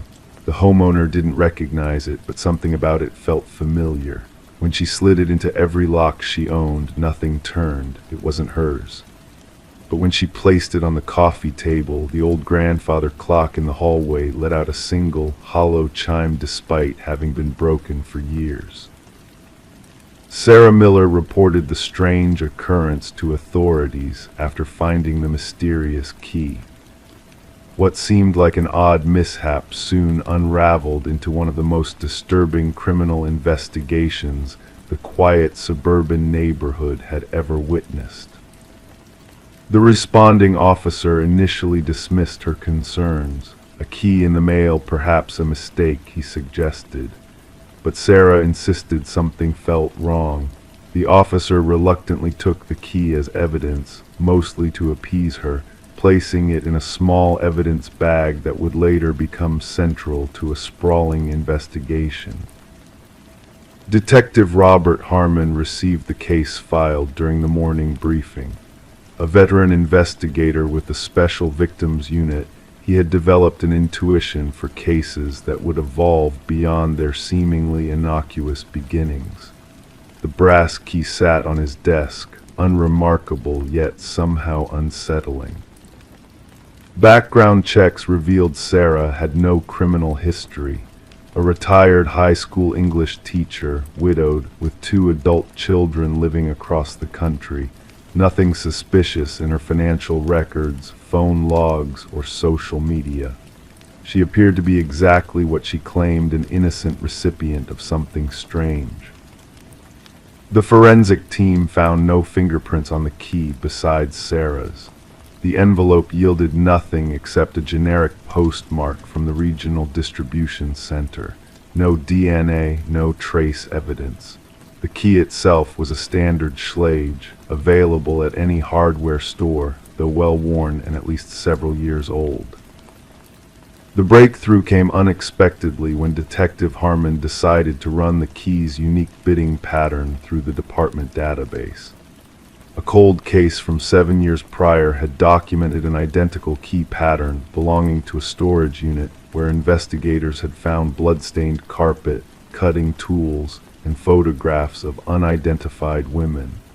The original investigation had stalled without sufficient evidence to identify a suspect. Harmon pulled the dusty case files. The detective who had worked the case had since retired. The storage unit had been rented under a false identity, paid in cash. Surveillance footage had long been overwritten. The evidence collected had yielded partial DNA samples, but no matches in any criminal database. The photographs recovered from the storage unit showed 5 different women, all appearing unconscious. Only 3 had been identified during the original investigation, all reported missing, but never found. Their cases remained open, classified as suspected homicides without bodies.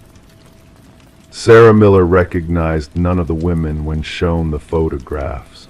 She grew increasingly anxious as the investigation proceeded, installing new locks and a security system in her home.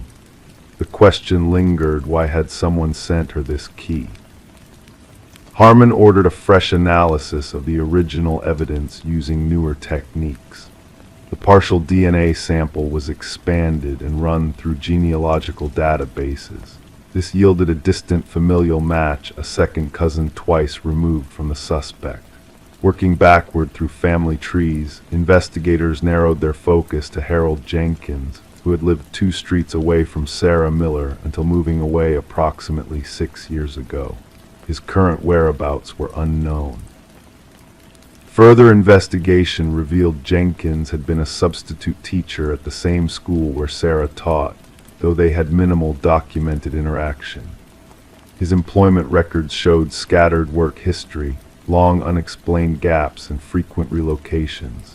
His former residence yielded nothing unusual upon inspection. Neighbors described him as quiet, unremarkable, someone who kept to himself, the common refrain that often follows revelations about predators hiding in plain sight.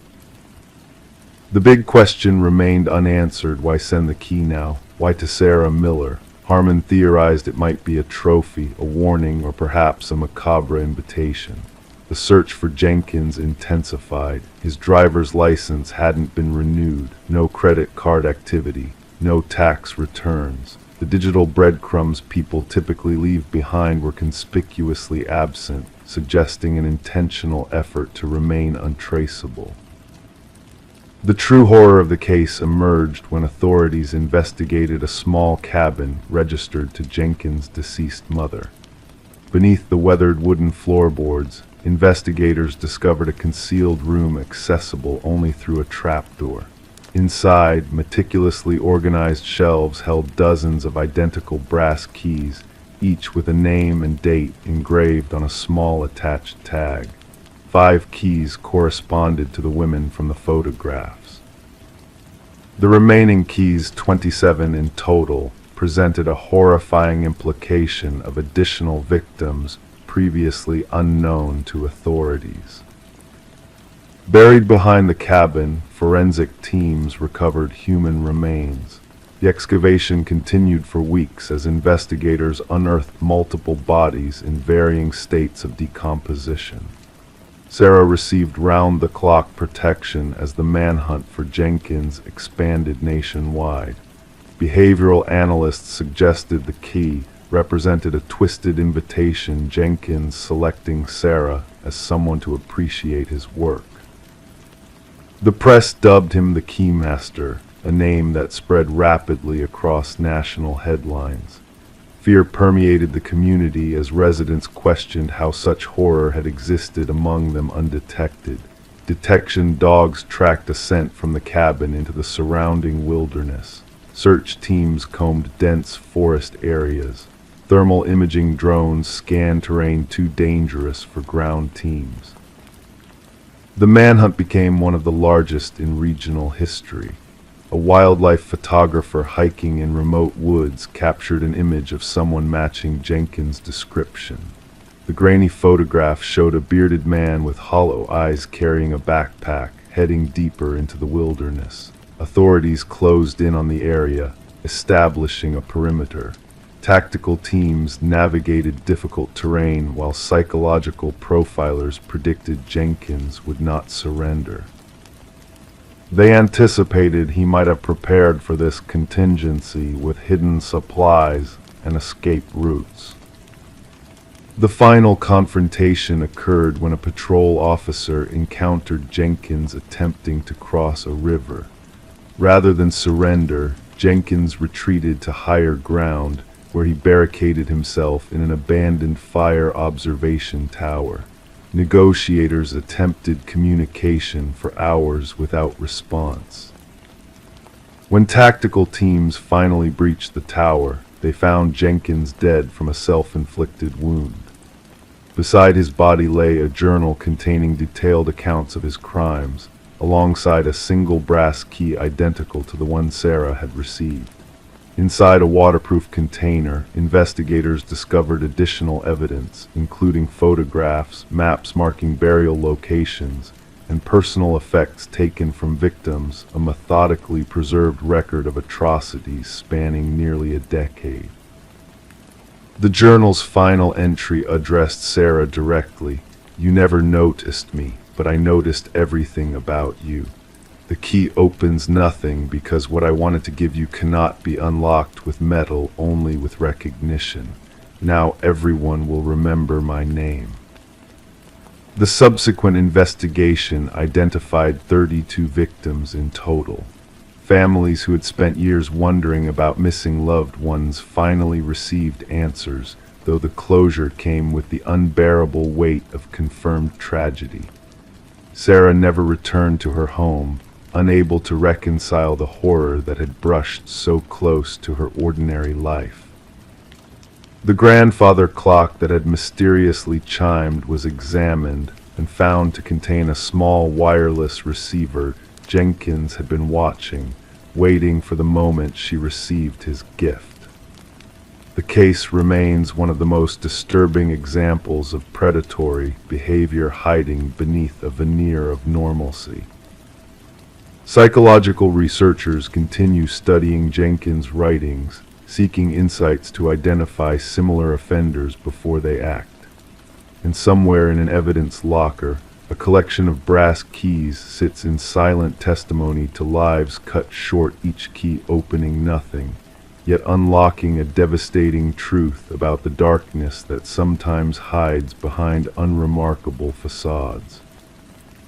Story 12. Amidst the stillness of the night, the new homeowners noticed a peculiar anomaly in their old Victorian manor, an intercom system crackling with static, a whisper lingering in the air when all should have been silent. It was a relic of the past, a forgotten connection to a time long gone, yet its presence felt unsettlingly present in the darkness.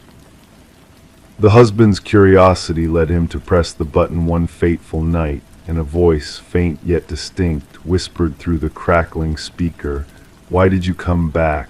His hands trembled, his heart quickened, as his wife, standing behind him, denied ever speaking those words. Daniel and Meredith Parker had been drawn to the charm of the manor, nestled among ancient oaks, its exterior weathered by time but its interior modernized and inviting. Despite the reasonable price, there was an underlying unease that the real estate agent couldn't quite conceal during the walkthrough. The vintage intercom system, connecting all rooms with its historic allure, had been a selling point for the couple, history enthusiasts at heart.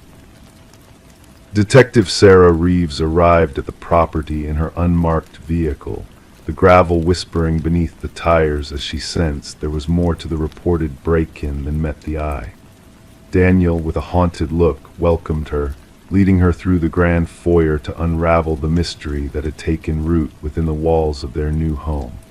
The intercom, once a mere conduit for static, had transformed into a channel for whispers and secrets long buried. In the dimly lit living room, Meredith clutched a steaming mug, her gaze fixed on an unseen horizon as she revealed the discovery behind a wall, an old journal belonging to Alina, the previous owner, its pages a testament to her fear of a husband's sinister intentions. The truth of Alina's fate, hidden for decades, began to unfurl as the past seeped into the present.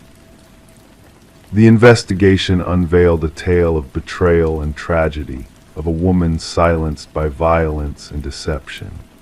Alina's remains, buried beneath the garden shed, bore witness to a crime that had remained concealed for far too long. Vincent Blackwood, the aging culprit living out his days in a care facility, confessed to the murder with a chilling calmness that sent shivers down Detective Reeves' spine. Vincent's carefully woven web of lies unraveled in the face of irrefutable evidence, his confession painting a portrait of a man consumed by silence, haunted by the echo of his victim's voice through the intercom. The trial concluded swiftly, with Vincent admitting his guilt and the judge acknowledging the cold calculation behind his actions.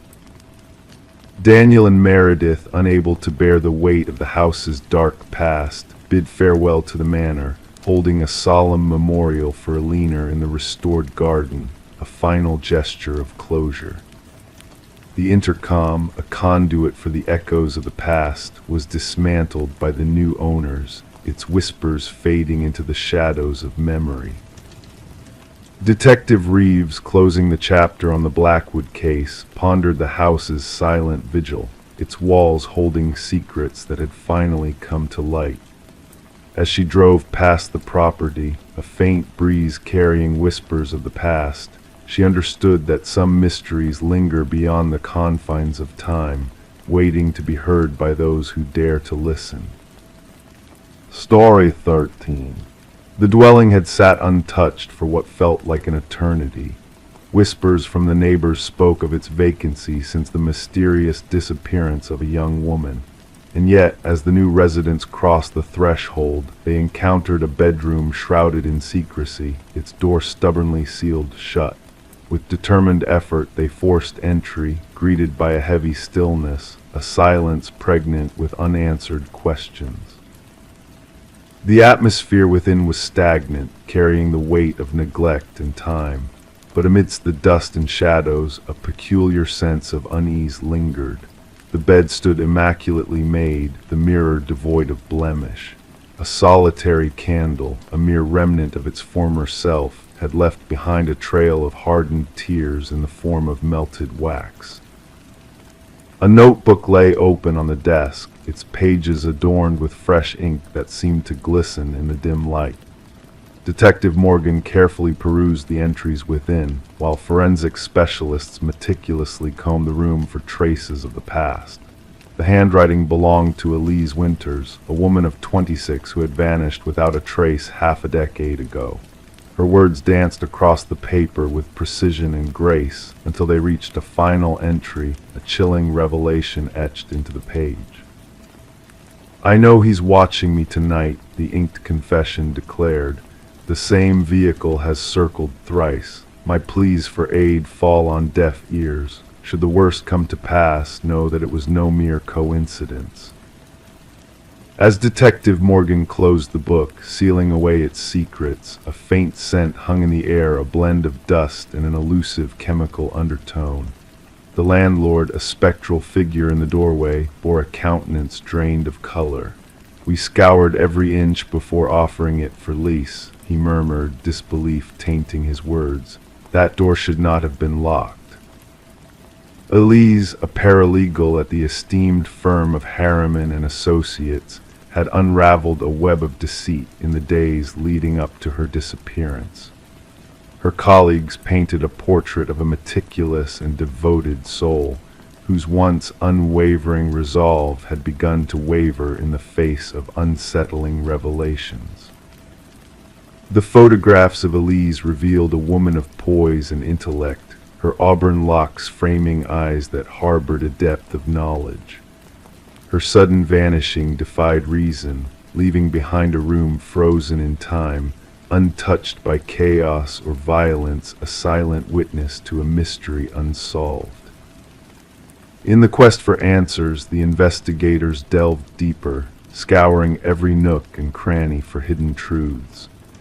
Behind a loose floorboard near the closet, a concealed treasure awaited, a waterproof case safeguarding a key and a flash drive, a key that unlocked a vault of damning revelations. The documents unearthed exposed a tangled web of deceit, weaving a narrative of corporate malfeasance and betrayal. Elise's unwavering pursuit of truth had unraveled a sinister plot, one that had cost lives in the name of greed and power. As the shadows of justice lengthened, the figure of Vincent Harriman emerged from the darkness, his once unassailable faade crumbling under the weight of irrefutable evidence. The hidden passage, the sealed secrets, it all pointed to a man consumed by his own hubris, his crimes laid bare for the world to see. In the hallowed halls of justice, Elise's voice echoed through the silence, a beacon of truth in a world shrouded in lies. Her legacy, though marred by tragedy, stood as a testament to the power of one woman's unyielding pursuit of justice. The house, a silent witness to untold horrors, stood abandoned once more, its walls echoing with the whispers of the past. And in the stillness of the night, a faint light flickered in the upper window, a ghostly reminder of a soul that had refused to be silenced, even in death. As the darkness enveloped the house in its velvety embrace, the truth remained an indelible mark etched into the very fabric of the room where Elise Winters had made her final stand against the forces of corruption. Justice, though delayed, had finally come to claim its own. Story 14. The old Polaroid held secrets within its faded hues, a snapshot frozen in time from a birthday long past. Familiar faces smiled, candles flickered innocently, nothing out of the ordinary at first glance. But when the daughter inherited the box of forgotten memories, a chilling discovery awaited her. Among the joyful scenes of yesteryear, a figure lurked in the shadows, standing just beyond the reach of the candlelight. A man unknown to the family, yet present in every photo, drawing closer with each frame. Sarah Winters stumbled upon the unsettling collection while sifting through her late mother's attic, labeled simply as memories. What should have been a nostalgic journey through happier times soon turned into a descent into the unknown. The first photo revealed a faint silhouette at the periphery, a mysterious onlooker during a childhood birthday celebration. Subsequent snapshots unveiled his gradual advance, moving from the edge of the frame to the heart of the gathering, unnoticed by all but the lens of the camera. Alarmed, Sarah reached out to her father, seeking answers to the enigmatic presence haunting the cherished photographs. His bewildered response only deepened the mystery, as he denied any recollection of a stranger amidst the family gatherings. Desperate for clarity, Sarah turned to Detective Marcus Reed, a seasoned investigator whose keen eye and unwavering resolve were her last hope in unraveling the eerie puzzle. In the dimly lit confines of the precinct, rain tapping against the windows like a whispered secret, Sarah laid out the evidence before Detective Reed. His scrutiny was methodical, his expression unreadable as he traced the phantom figure's progression through the photos. Each image painted a chilling portrait of a presence unseen yet undeniably real, inching closer to the unsuspecting children captured in frozen time. As the investigation unfolded, the truth veiled in shadows began to take shape. The figure in the photos, a ghostly specter haunting the past, bore a resemblance to a long-missing maintenance worker named Robert Keller. Linked to cold cases of child abductions that plagued the region decades ago, Keller's sinister trail led back to the very gatherings immortalized in Sarah's family albums. With painstaking detail, forensic analysis unearthed hidden clues within the photos, revealing a macabre connection to Keller's dark past. Dental records provided a chilling confirmation, tying the elusive figure to a string of unsolved disappearances that had cast a shadow over the community for years.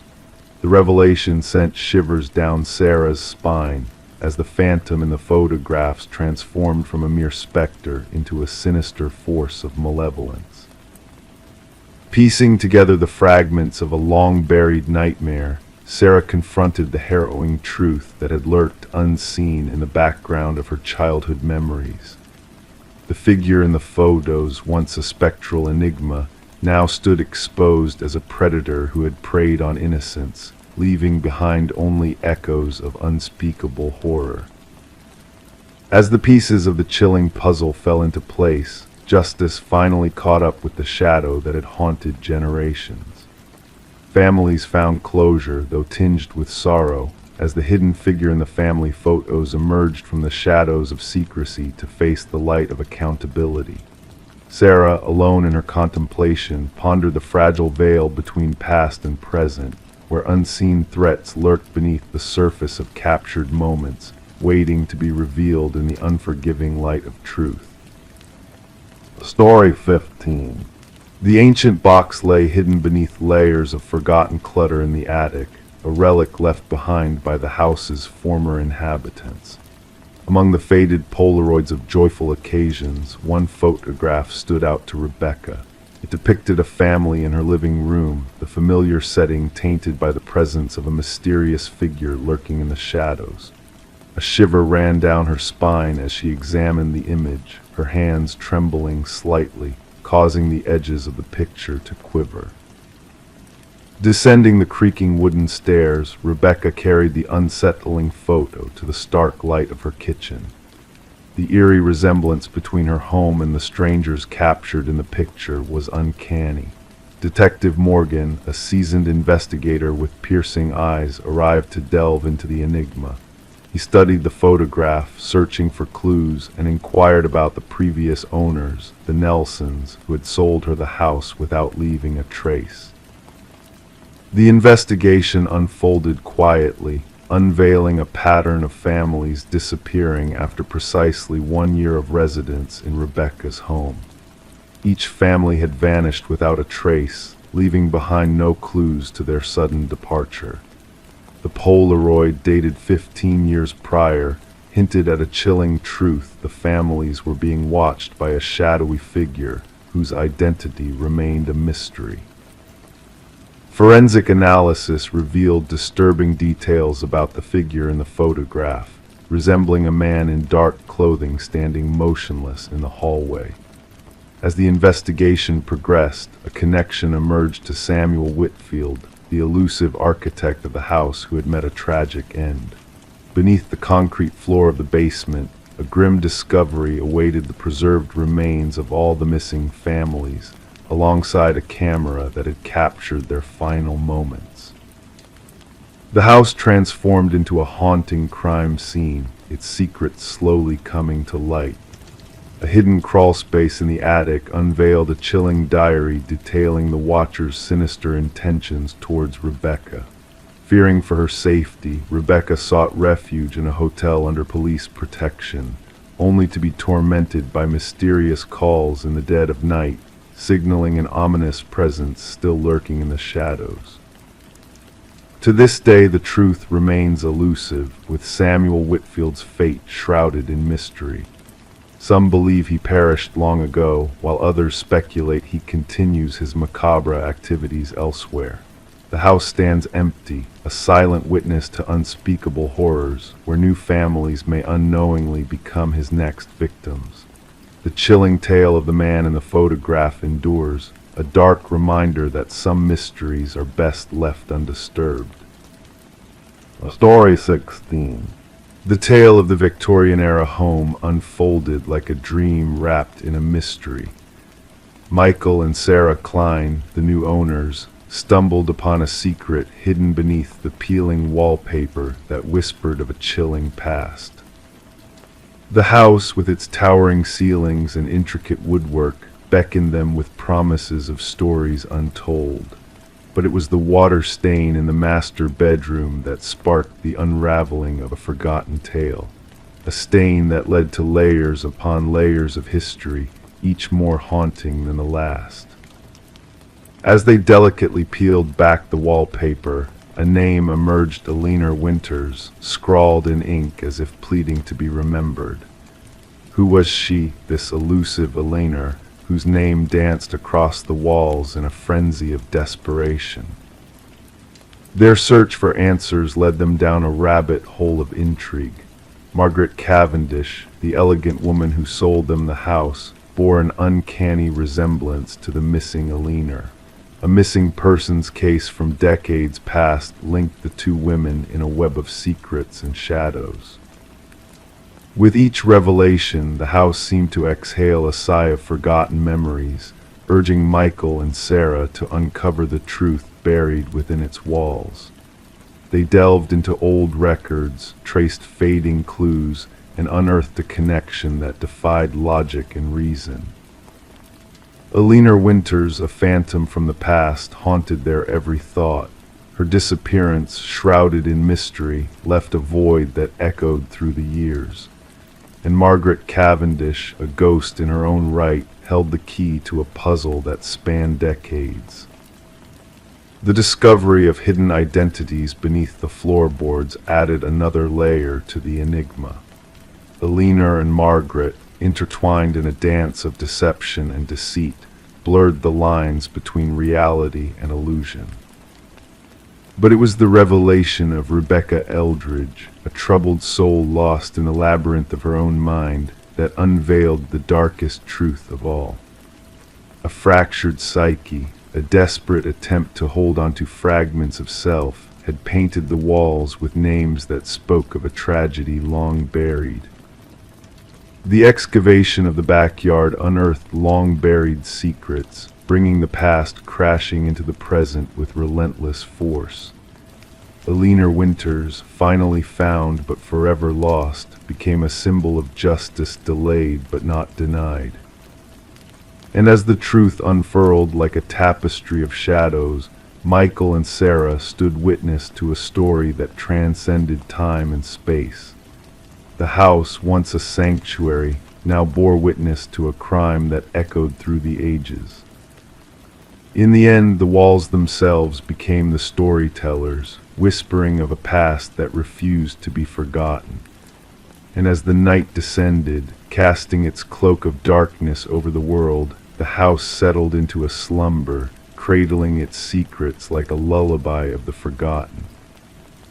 Story 17. In the stillness of the night, a pocket dial echoed through the darkness, a mere whisper of static and muffled sounds that almost went unnoticed by the operator. But then a voice emerged from the abyss, cutting through the void like a sharp blade. It was a woman, her words dripping with urgency and fear. "He's here." And then silence enveloped the line like a shroud, leaving behind only a chilling emptiness. The number traced back to an old, abandoned house, its walls holding secrets of the past within their decaying embrace. No signs of forced entry marred the entrance, no disturbances disrupted the stagnant air. Yet in the forgotten kitchen, a phone lay upon the counter, its screen softly aglow, as if beckoning from another realm. The call had been made mere minutes ago, a ghostly echo of the past reaching out from the shadows. Detective Morgan Reed found herself captivated by the haunting playback, the whispered words lingering in the air like an unanswered question. The abandoned property belonged to the Sullivan family, who had fled after a devastating fire ravaged the west wing of their home. Since then, the house had stood as a silent sentinel, untouched by the passage of time. A background check revealed that the number belonged to Catherine Sullivan, the daughter of the former residents, who had tragically perished in a car accident 3 years prior. The phone in the evidence bag seemed to defy logic, a relic of the deceased, making calls from a place long forgotten by the living. The forensic team scoured the scene, searching for clues in the dust-covered corners of the abandoned house. But their efforts yielded no fingerprints, no footprints, no tangible evidence of human presence. It was as if the phone had materialized out of thin air, a spectral link to a world beyond comprehension. The recording, those fleeting 11 seconds of static and desperation, became the focal point of their investigation. Voice analysis confirmed the identity of the caller as Catherine Sullivan, with an eerie 98% certainty. The timestamp of the call coincided with the exact moment of her untimely demise, a chilling coincidence that defied rational explanation. Morgan and her partner, Detective Walsh, delved into Catherine's past, questioning those who had known her in life. Her family, her friends, her former boyfriend, Mark Jennings, all were scrutinized under the cold light of suspicion.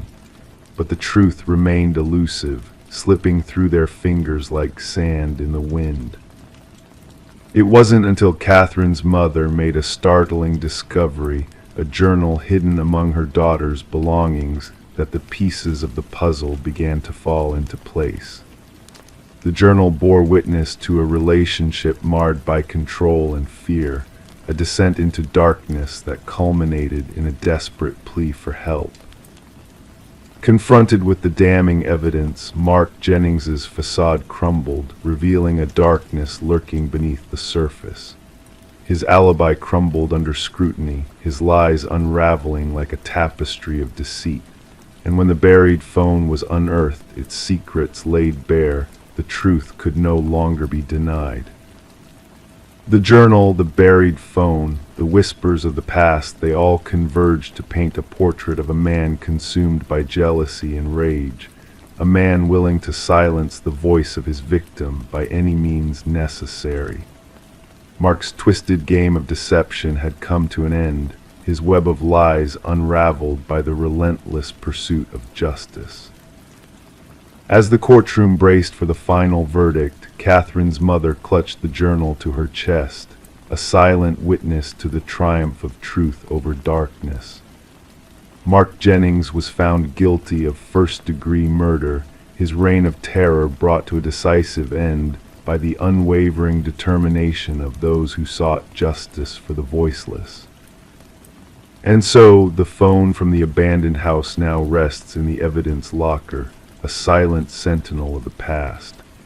Its phantom ring echoes through the halls of memory, a reminder that even in death, the voice of the silenced will find a way to speak a haunting testament to the enduring power of truth and justice.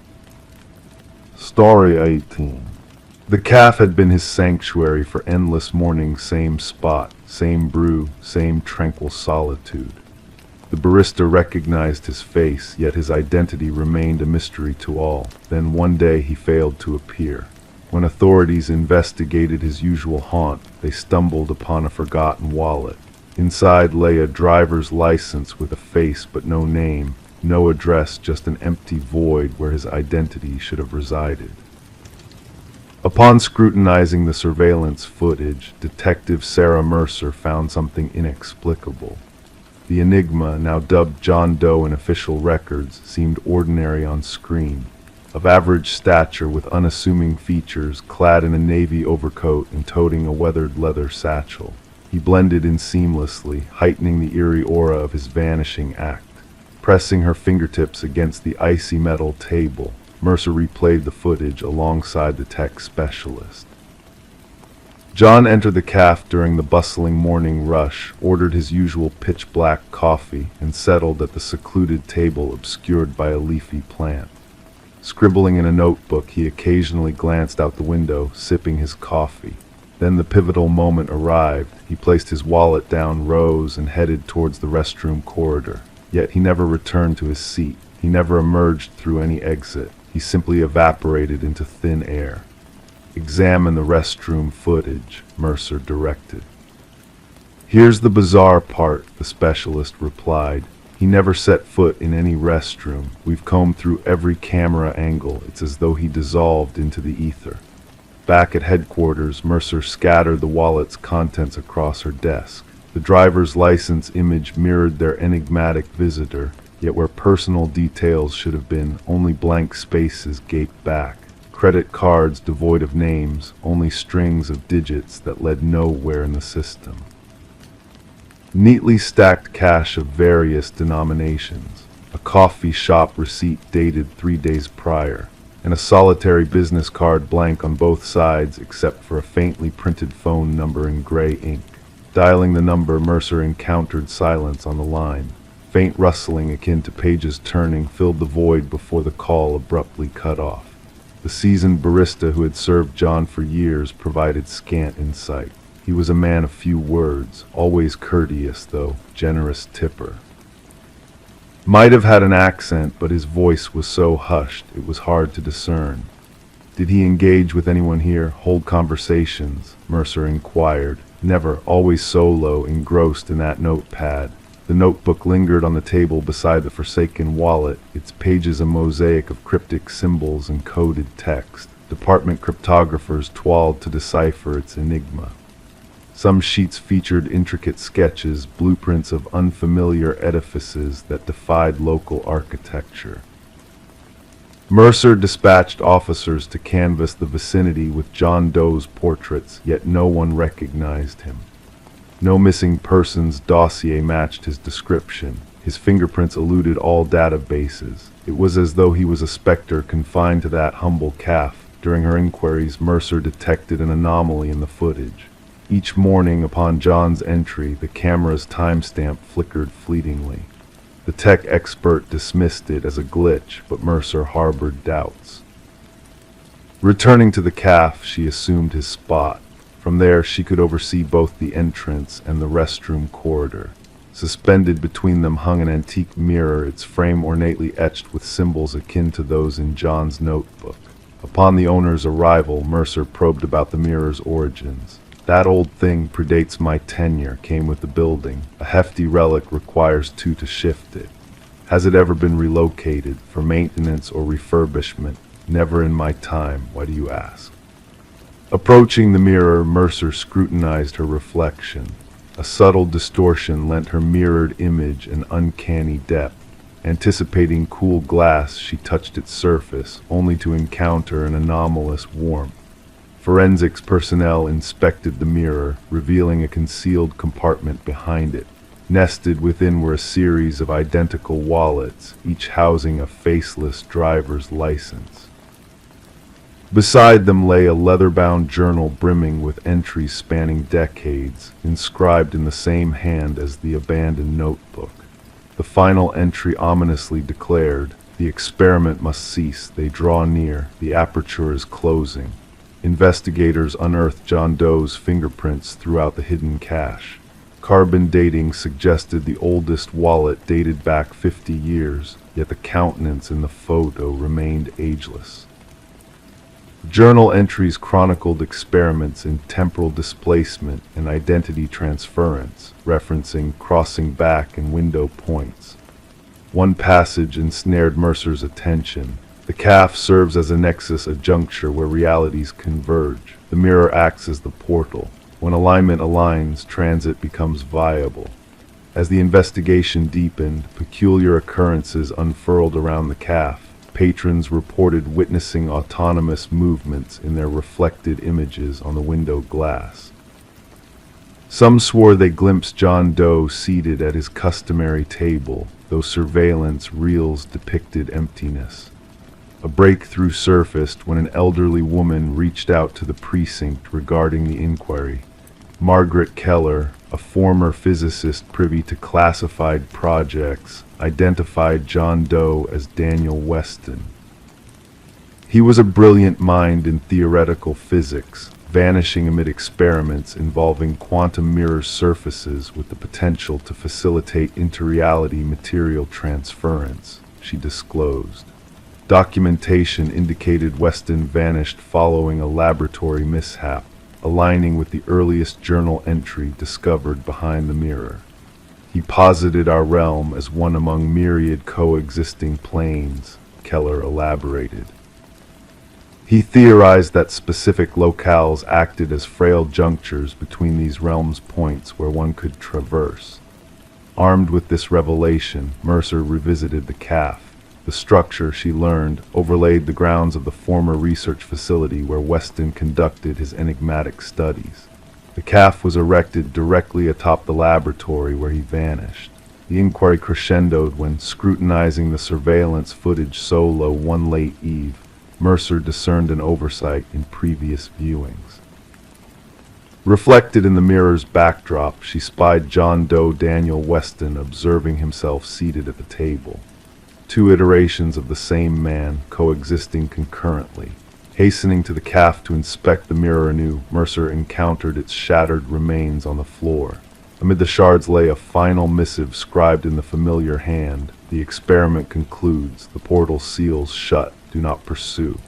The enigma of the non-existent man remains an enigma to this day. The calf shuddered shortly after the inquiry. The edifice eventually razed. Daniel Weston's remains were never unearthed. His journals and notebooks vanished from the precinct under baffling circumstances. Mercer, in due course, resigned from the force. Locals occasionally glimpse her scribbling fervently in a notebook akin to Weston's on her porch. Adorning her wall hangs a fragment of an antique mirror, its surface intermittently rippling when unobserved. Story 19. The mysterious package arrived unannounced, devoid of any traceable information. No return label, no tracking number, just a damp cardboard box touched by the morning dew. Sarah Miller, the unintended recipient, hesitated at the sight. The address was correct, but the name Daniel Whitaker did not ring a bell. Common sense urged her to ignore it, to leave it untouched on the porch. Yet curiosity beckoned, pulling her towards the unknown. With cautious hands, she peeled back the tape, anticipating mundane contents like books or clothes. However, what lay inside was far from ordinary, a VHS tape accompanied by a solitary sticky note that simply read, "Watch alone." Intrigued, Sarah held the black plastic tape in her hands, sensing an inexplicable weight to it, as if it carried secrets too heavy to bear. Running her fingers along its worn edges, she noticed the imperfections etched into the casing. The handwritten note bore the marks of urgency, each stroke pressed firmly into the paper. As she stood in her kitchen, the backdrop of suburban life humming around her, Sarah felt a sense of detachment from the world outside. A dog barked in the distance, children's laughter drifted through the air, and the rhythmic hum of a lawnmower provided a backdrop to the unfolding mystery within her home. Against her better judgment, Sarah inserted the tape into her old VCR. Static crackled on the screen before gradually sharpening into a dimly lit room. The camera angle was askew, casting shadows across a man seated in a wooden chair. His voice, steady yet hushed, identified him as Daniel Whitaker. His weary appearance hinted at sleepless nights and looming danger as he began to recount a story of betrayal and deceit. Daniel's words painted a picture of innocence tainted by false evidence, of a life upended by a crime he did not commit. He spoke of Catherine Walsh's murder, of being framed for a crime he had no part in. The room around him spoke of transience, of a life lived on the run, always one step ahead of an unseen threat. Sarah watched, captivated by the unfolding drama, as Daniel's plea for understanding echoed through the silent room. Meanwhile, Detective Eliza Ramirez found herself entangled in a web of deception as more tapes surfaced, each revealing a piece of the puzzle. The case of Catherine Walsh's murder took a dark turn as hidden truths began to emerge.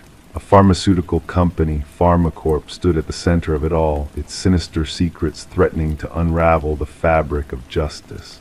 As Ramirez delved deeper, she uncovered a whistleblower's tale, a story of corporate greed and deadly cover-ups.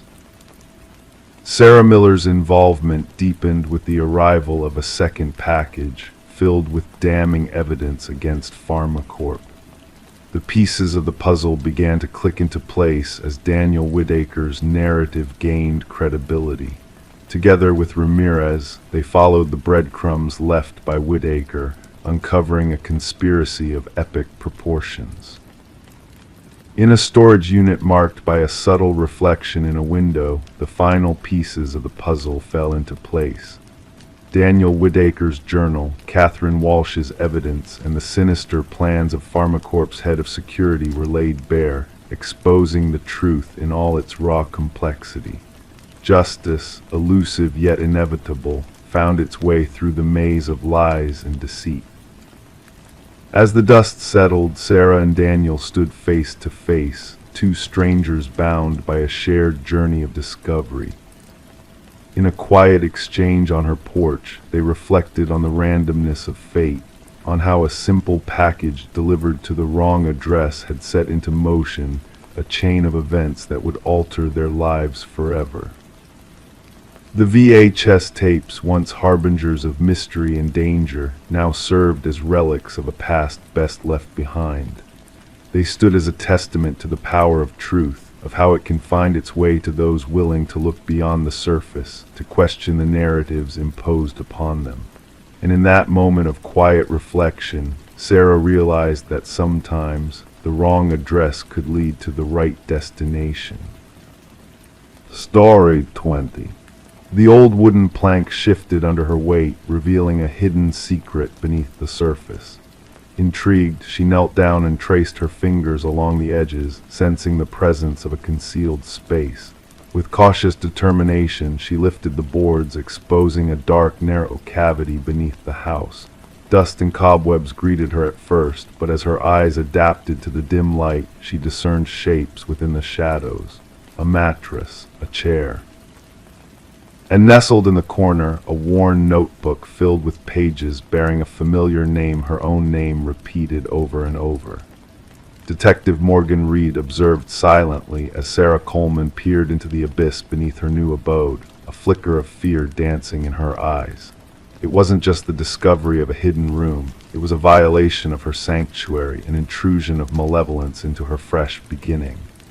"Don't disturb anything," Detective Reed's calm voice broke the silence, authoritative yet soothing.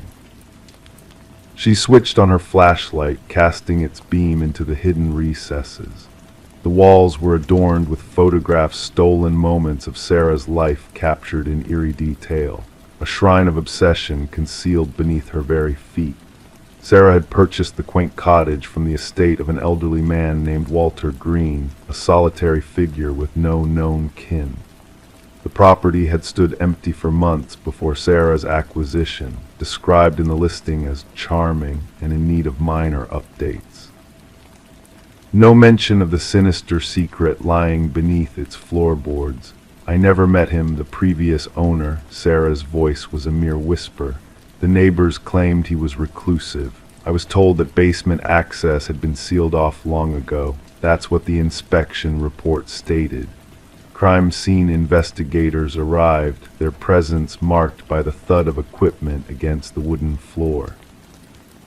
They meticulously documented every detail, collecting evidence and retrieving the mattress, chair, and notebook from the hidden chamber.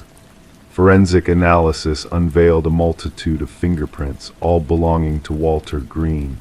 What haunted the investigators was the timeline they uncovered. Walter had been surveilling Sarah for at least 3 years prior to his demise, existing in her periphery without her knowledge.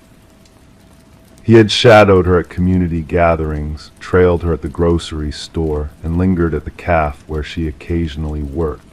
Yet Sarah remained oblivious to his presence. This level of fixation tends to escalate, the department psychologist remarked during a debrief.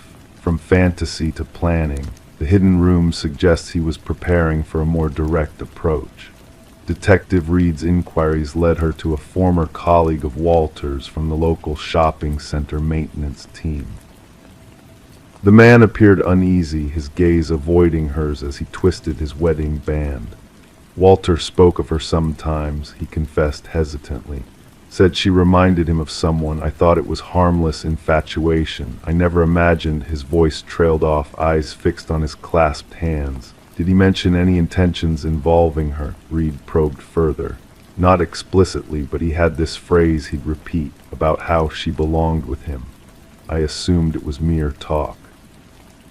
With a warrant in hand, Reed unlocked Walter's workplace locker, untouched since his passing.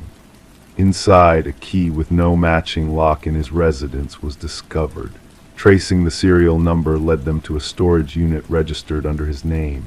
The metallic door screeched open, revealing a meticulous replica of Sarah's former apartment furnishings mirroring her bed, desk, and living room decor. A mannequin adorned with a wig resembling Sarah's hairstyle sat at the replicated desk. The most chilling detail was a calendar marking a date just a week after Walter's sudden death from a heart attack. The circled date bore a single word: together. It was discovered that Walter had been institutionalized in his youth due to an obsession with a female teacher, diagnosed with erotomania, an ailment where the afflicted believes in a reciprocated love despite evidence to the contrary. After his release, he led a quiet life until Sarah unknowingly triggered his dormant fixation. Spread across the police station's conference table were photos of the grim scene. He departed this world convinced of a bond that never existed. In his delusion, they were destined to unite, Reed explained. Could she have encountered him without realizing, sparking this fixation? A detective queried. Reed shook her head. No evidence suggests so. Sometimes these obsessions require little to take root. A passing smile, a moment of prolonged eye contact. For someone with his history, that might have been enough. Sarah made the decision to sell the house, unable to shake off the lingering unease. During the final walkthrough with her real estate agent, she stood in the living room, hugging herself protectively. I keep pondering what could have unfolded if he hadn't passed away when he did, she murmured softly. How long would I have resided here, unaware of his watchful eyes, unaware of the secrets concealed beneath my very feet? Following Walter's demise, the case was closed, classified as stalking with intent to abduct, though the abduction itself never transpired. Evaluations of the evidence indicated Walter's plan to confine Sarah within either the hidden room or the storage unit. Sarah relocated, altering her routines and guarding her personal information more closely. Detective Reed sporadically checked in on her, a silent acknowledgement of the peril she narrowly escaped. The cottage found new owners, a young couple oblivious to its dark past. The hidden room was sealed off, the floorboards replaced. Life persisted, but for those privy to the truth, the tale of the room beneath the floor remained a haunting reminder of the unseen perils, of monsters who slipped through the cracks, and of the victims who never realized how near they came to their own demise. Story 21. The ancient library faced its final hours before demolition. The diligent workers were on the brink of completing the task when a curious discovery halted their progress. A hidden latch, concealed within the depths of a bookshelf, was accidentally revealed by a stumble. With a gentle click, the entire shelf pivoted open, unveiling a secret passage leading to an unseen chamber. The air within was heavy, untouched by human presence for decades. No furnishings adorned the space except for a solitary chair stationed at the room's center, firmly secured to the floor. Etched repeatedly on the wall, a haunting message echoed, "I am still here." The construction foreman swiftly contacted the authorities, sensing an ominous aura lurking within the hidden room. Detective Morgan Walsh, a seasoned investigator with 2 decades of experience, arrived at the scene. His flashlight pierced through the darkness, casting an eerie glow upon the walls adorned with the unsettling message. "Secure the area," Walsh commanded the officers, his words resonating through the confined space. "Do not disturb anything until the forensic team arrives." The library's past whispered a tale shrouded in mystery. Once owned by the esteemed Harrington family, the building had been bequeathed to the public following the unexplained disappearance of their daughter, Rebecca. Vanishing during her final year of college, Rebecca left behind only her abandoned car near the woods, vanishing without a trace. Despite exhaustive searches and inquiries, her fate remained a puzzle. While speculations hinted at her departure to forge a new life, her family vehemently rejected such notions, believing a darker truth lay concealed. As forensic experts meticulously combed the hidden chamber, they unearthed hair and fiber fragments embedded within the chair. Traces of blood and skin cells lingered amidst the scratches on the wall, hinting at a turbulent struggle endured by a young woman. The chair was designed for restraint, the forensic analyst observed, pointing to weathered leather straps and bolt holes. The occupant fought fiercely against their captivity. Walsh delved into the enigmatic history of the Harringtons, sensing a connection between the library's donation and Rebecca's disappearance. An unsettling revelation emerged: the contractor who installed the bookshelf had exclusive ties to Maxwell Harrington, Rebecca's uncle and the family's patriarch. Financial records unveiled exorbitant payments made to the contractor, surpassing standard renovation expenses. Former library staff expressed astonishment at the hidden room's existence, unaware of its presence. An elderly librarian recollected Maxwell's solitary visits to the untouched section, cloaked in secrecy under the guise of preserving historical integrity. The investigation took a chilling turn as DNA evidence from the hidden room matched samples obtained from Rebecca's personal belongings. The timeline began to unravel, painting a grim narrative of captivity and familial betrayal. Rebecca had not fled but had been imprisoned within the library, potentially by a relative. With a warrant in hand, detectives scoured the Harrington estate, unearthing a concealed journal within Maxwell's study. Detailed entries chronicled his disturbing fixation on his niece, culminating in a harrowing ultimatum within the final pages. Confronted with irrefutable evidence, Maxwell's composed facade crumbled. She threatened to expose everything, he confessed, devoid of remorse. Maxwell's sinister plot unfolded, luring Rebecca to the library, subduing her and concealing her within the hidden chamber. Tragically, a failed escape attempt led to her demise at his hands. "I had to protect the family's legacy," Maxwell admitted, his voice hollow and devoid of emotion. Beneath the floor of the hidden room, ground-penetrating radar detected human remains. Excavation unearthed Rebecca's skeletal frame, adorned with the silver bracelet gifted by her parents. The Harrington family witnessed Maxwell's sentencing, a somber conclusion to a tale of deceit and tragedy. Clutching her daughter's cherished bracelet, Rebecca's mother found solace in the closure that justice provided. The library's demolition stood suspended, transformed into a memorial where mourners paid tribute to a life unjustly taken. In a poignant twist of fate, Rebecca's haunting message, "I am still here," etched on the walls, ensured her enduring presence. Justice, though delayed, had finally unveiled the concealed truth, allowing Rebecca's spirit to rest in peace and her memory to linger eternally within the walls of the old library. Story 22. The hotel lay in a quiet corner of the city, a forgotten relic of a bygone era. Its faded sign creaked in the wind, beckoning weary travelers with promises of a night's rest. It was a place where time seemed to stand still, where the walls whispered stories of those who had passed through its doors. The receptionist, with weary eyes and a hint of unease, handed her the key to room 23. "Just avoid the last door on the left," he murmured, his words hanging in the air like a secret.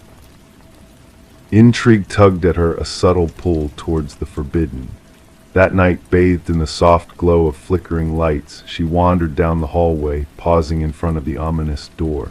The handle sent a shiver down her spine, the metal icy beneath her touch.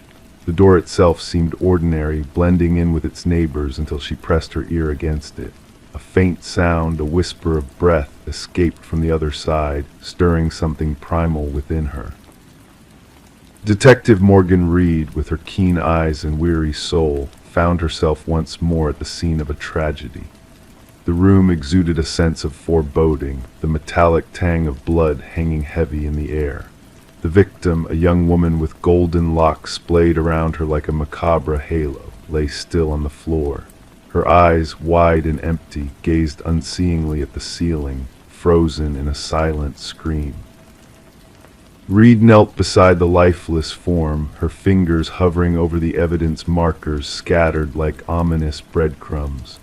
The forensic technician, his voice clinical and detached, catalogued the scene with a practiced eye.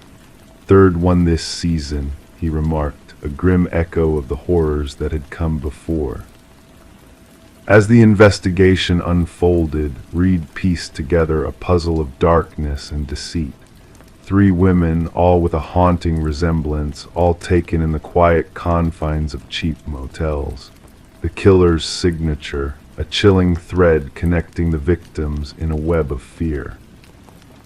The trail led to a man of power and privilege, his facade crumbling under Reed's unwavering gaze. Charles Emerson, with his polished exterior and hidden shadows, stood at the center of the storm. A man driven by secrets, by a twisted need to control the narrative of his life. Through interviews and evidence, the truth emerged, a web of lies spun by a man consumed by his own desires. Emerson's calm facade shattered, revealing a darkness that lurked beneath the surface. His crimes, a reflection of a soul devoid of empathy, painted a chilling picture of a predator in plain sight. The trial, a brief yet poignant affair, laid bare the depths of Emerson's depravity. Justice, cold and unyielding, sentenced him to a lifetime of solitude behind bars. And as Reed watched him fade into the shadows of incarceration, a sense of unease lingered, a whisper of the darkness that still prowled the night. The media dubbed it the "door on the left" case, a chilling reminder of the horrors that lurked in the shadows. But for Reed, the echoes of that fateful night lingered, a haunting melody that played in the recesses of her mind. In the quiet of the evidence locker, 3 hotel keys lay dormant, relics of a past best left forgotten. Symbols of a truth too terrible to comprehend, a reminder that some doors once opened could never be closed. And as Reed walked down the dimly lit hallways of her mind, she couldn't help but wonder what secrets lay behind each door, waiting to be unveiled in the stillness of the night. Story 23. In the hush of the night, a woman stood before her mirror, her reflection cloaked in mist. Strangely, an unease crept over her, a sensation that whispered of the unknown. Her features appeared familiar, her attire unchanged. Yet within the mirror's depths, a subtle shift danced at the corner of her eye, a phantom movement, a presence unseen. When she turned away, her reflection lingered, a silent sentinel in the looking glass. Thus began the enigma of Rebecca Thorne, unfurling like a shadow in the stillness of her solitary abode nestled in a tranquil suburb. Her demeanor, described by acquaintances as meticulous and solitary, painted her as a woman of routine, enigmatic yet courteous in her interactions with neighbors. Amid the humdrum of her days as a data analyst, her life unfolded in precise patterns, a tapestry woven with threads of order and exactitude, devoid of any hint that she would emerge as the focal point of an inscrutable mystery that would echo through the years.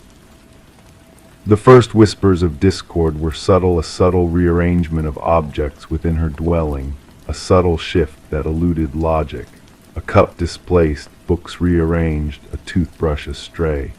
These anomalies, initially dismissed as lapses in memory from long hours spent immersed in the world of data, eventually pricked at Rebecca's consciousness. It was only after a succession of such disturbances that she mustered the courage to seek solace in the arms of authority. Detective Marion Shaw, entrusted with unraveling the strands of this enigma, initially deemed the occurrences as trivial, leaning towards the realm of mental unrest rather than criminal intrigue. With no tangible evidence to grasp, the case found itself buried beneath the weight of other more pressing matters. Yet the pivotal moment arrived in the sanctum of Rebecca's bathroom, where her reflection dared to stray from the bounds of reality, beckoning a truth beyond comprehension. As Rebecca recounted the eerie tale to the detectives, a shiver traversed their spines. Surveillance footage unveiled a specter, a doppelganger, a mirror image of Rebecca, breaching the threshold of her sanctuary with a familiarity that defied reason. The intricacies of the mimicry, the uncanny replication of her essence, cast a veil of perplexity over the investigation, propelling it into realms unknown. Fingerprints whispered only of Rebecca's touch, DNA echoed her essence alone. The neighbors, mere shadows in the periphery, beheld nothing amiss in the comings and goings of the woman they believed to know. Amidst the tapestry of disquiet, Rebecca's reality unraveled thread by thread, a mosaic of incongruities that painted a portrait of intrusion, of a life pilfered in the shadows. The path to revelation unfurled as a psychologist's whisper of fixation, of obsession veiled in imitation. A colleague's shadow emerged from the depths of memory, casting a pall over the investigation. Lily Winters, once a presence in Rebecca's world, now stood at the threshold of obsession, her fixation a canvas of duplicity and longing. Within the confines of Lily's lair, the truth unfurled in chilling detail, a shrine to Rebecca's existence, a testament to the lengths one would go to inhabit another's skin. The mimicry, the replication, the erasure of identity all danced in macabre harmony within the walls of Lily's sanctum, a symphony of possession veiled in madness. And as the tendrils of justice sought to ensnare the phantom, Lily vanished into the night, leaving behind a void where shadows whispered of stolen identities and lives entwined in a dance of deception. Rebecca, cloaked in the mantle of protection, found herself adrift in a sea of uncertainty, a specter of her former self haunting the corridors of her past. The echoes of that fateful encounter linger, etched in the annals of Detective Shaw's memory, a testament to the fragility of identity, the sanctity of self. For in the heart of the enigma lies a truth profound, the essence of who we are, the tapestry of our souls, woven with threads of light and shadow, of whispers in the night that echo through eternity. Story 24. The village whispered not a word about the ancient house nestled on the outskirts of the dense woods. It stood solitary, a relic of forgotten years, its windows shrouded in darkness, its porch weary under the burden of time. No one laid claim to its ownership. No memory lingered of the hands that crafted its weathered walls. But when a band of wanderers strayed too near, they beheld a peculiar sight, names etched into the wooden planks, carved deep like cryptic omens. At the foot of the list, freshly etched and untouched by the elements, appeared a name alien to all, until a hushed voice quivered, "That name belongs to me." In the dead of night, a call came through to dispatch, catalogued as a routine trespassing incident. The voice on the line belonged to Mason Wright, the foremost of the hikers who stumbled upon his own name etched into the forsaken abode. The responding officers anticipated nothing beyond juvenile mischief, perhaps a jest among companions, yet what awaited them defied all reason. Detective Sarah Keller arrived as twilight draped the forest in shadows. Her flashlight pierced the darkness, casting light upon the worn face of the structure. The names 27 in total cascaded vertically along the eastern wall. Some had faded with age, nearly imperceptible against the weathered timber. Others remained sharp as if freshly carved. And at the base, Mason Wright, the incision still redolent of sawdust. "I've never set foot here before," Mason insisted, his words materializing in the frigid air. "I cannot fathom how anyone could know my name." The inquiry commenced with thorough investigations into the backgrounds of each listed name. The revelation sent chills through the detective team. Every name corresponded to an individual reported missing over the past 4 decades. Some cases had grown cold, others remained active. Yet all shared a haunting similarity. The vanished souls had disappeared while trekking alone. Forensic experts meticulously documented each carving, noting the varying depths, techniques, and weathering patterns. The earliest name, Rebecca Hansen, aligned with a missing person case from 37 years prior. The case files recounted the tale of a young woman who ventured into those very woods, never to return. Search parties unearthed naught but a lone hiking boot beside a babbling stream. Detective Keller subjected Mason to exhaustive interrogations. His narrative held steadfast. He bore no ties to the area beyond this particular hiking expedition with 4 comrades. They had selected the trail at random, spurred by an online recommendation. No aspect of his past linked him to any of the other names adorning the wall. The focus of the investigation shifted to Mason's companions. Emily Chen, the group's photographer, proffered snapshots captured throughout their journey. Upon scrutinizing the images, analysts discerned a disquieting anomaly, a blurred figure lurking in the background of 3 distinct photographs.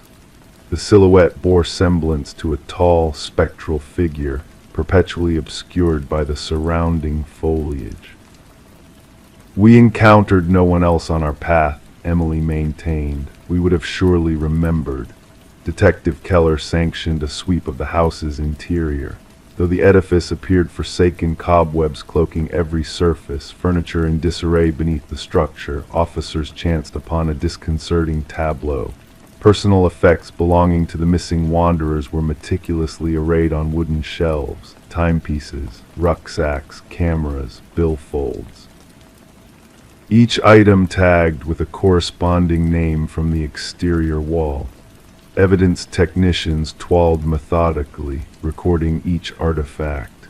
Beneath ultraviolet light, splotches of blood materialized on the concrete floor, traces of years past, efforts to cleanse them evident.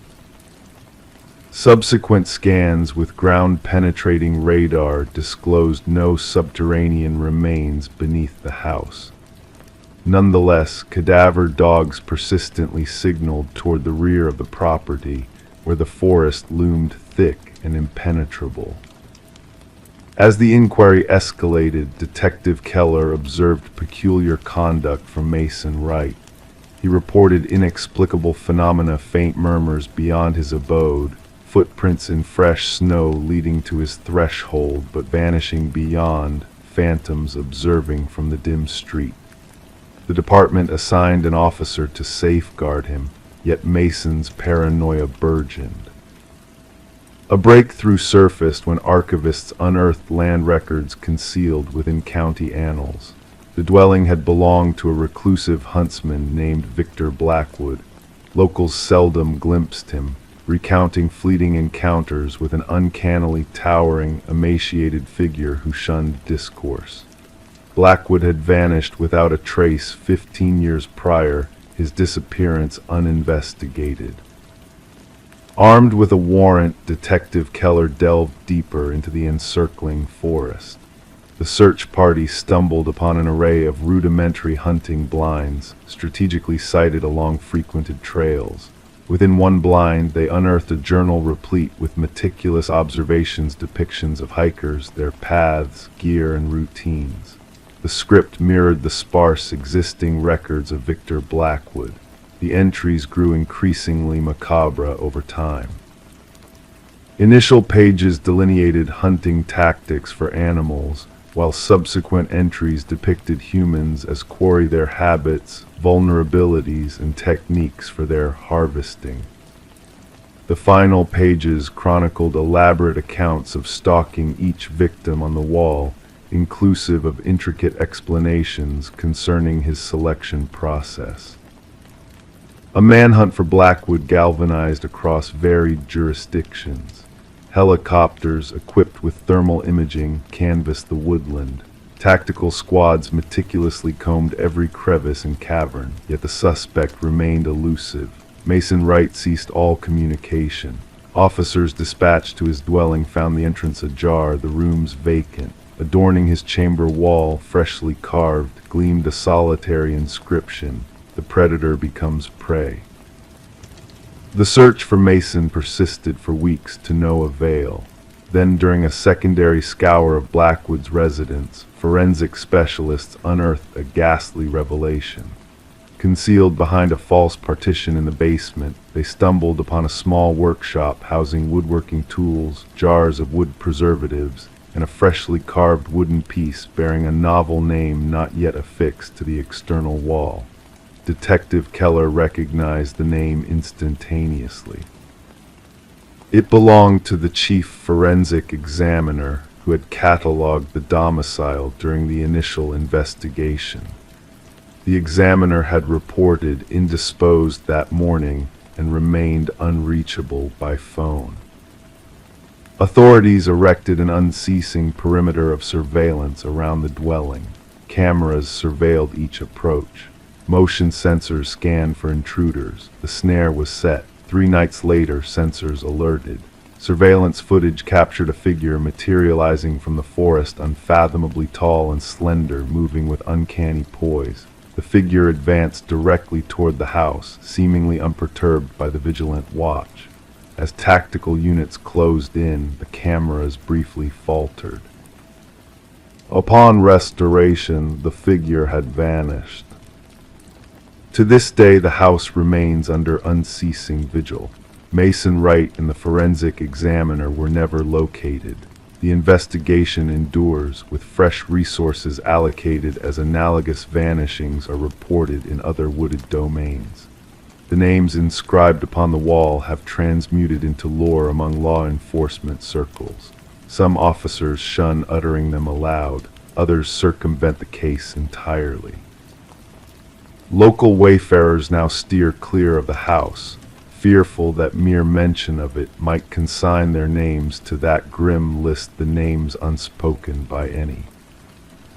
Story 25: The Enigmatic House. She crossed the threshold, the dust dancing in the still air around her. The abandoned house stood frozen in time, its peeling walls and draped furniture telling tales of neglect. Each room she entered felt like a loop, a never-ending cycle leading her back to the parlor. A peculiar mystery lingered in the air, whispering of secrets waiting to be unraveled. Detective Sarah Lind found herself at the heart of the enigma that was the Old Victorian.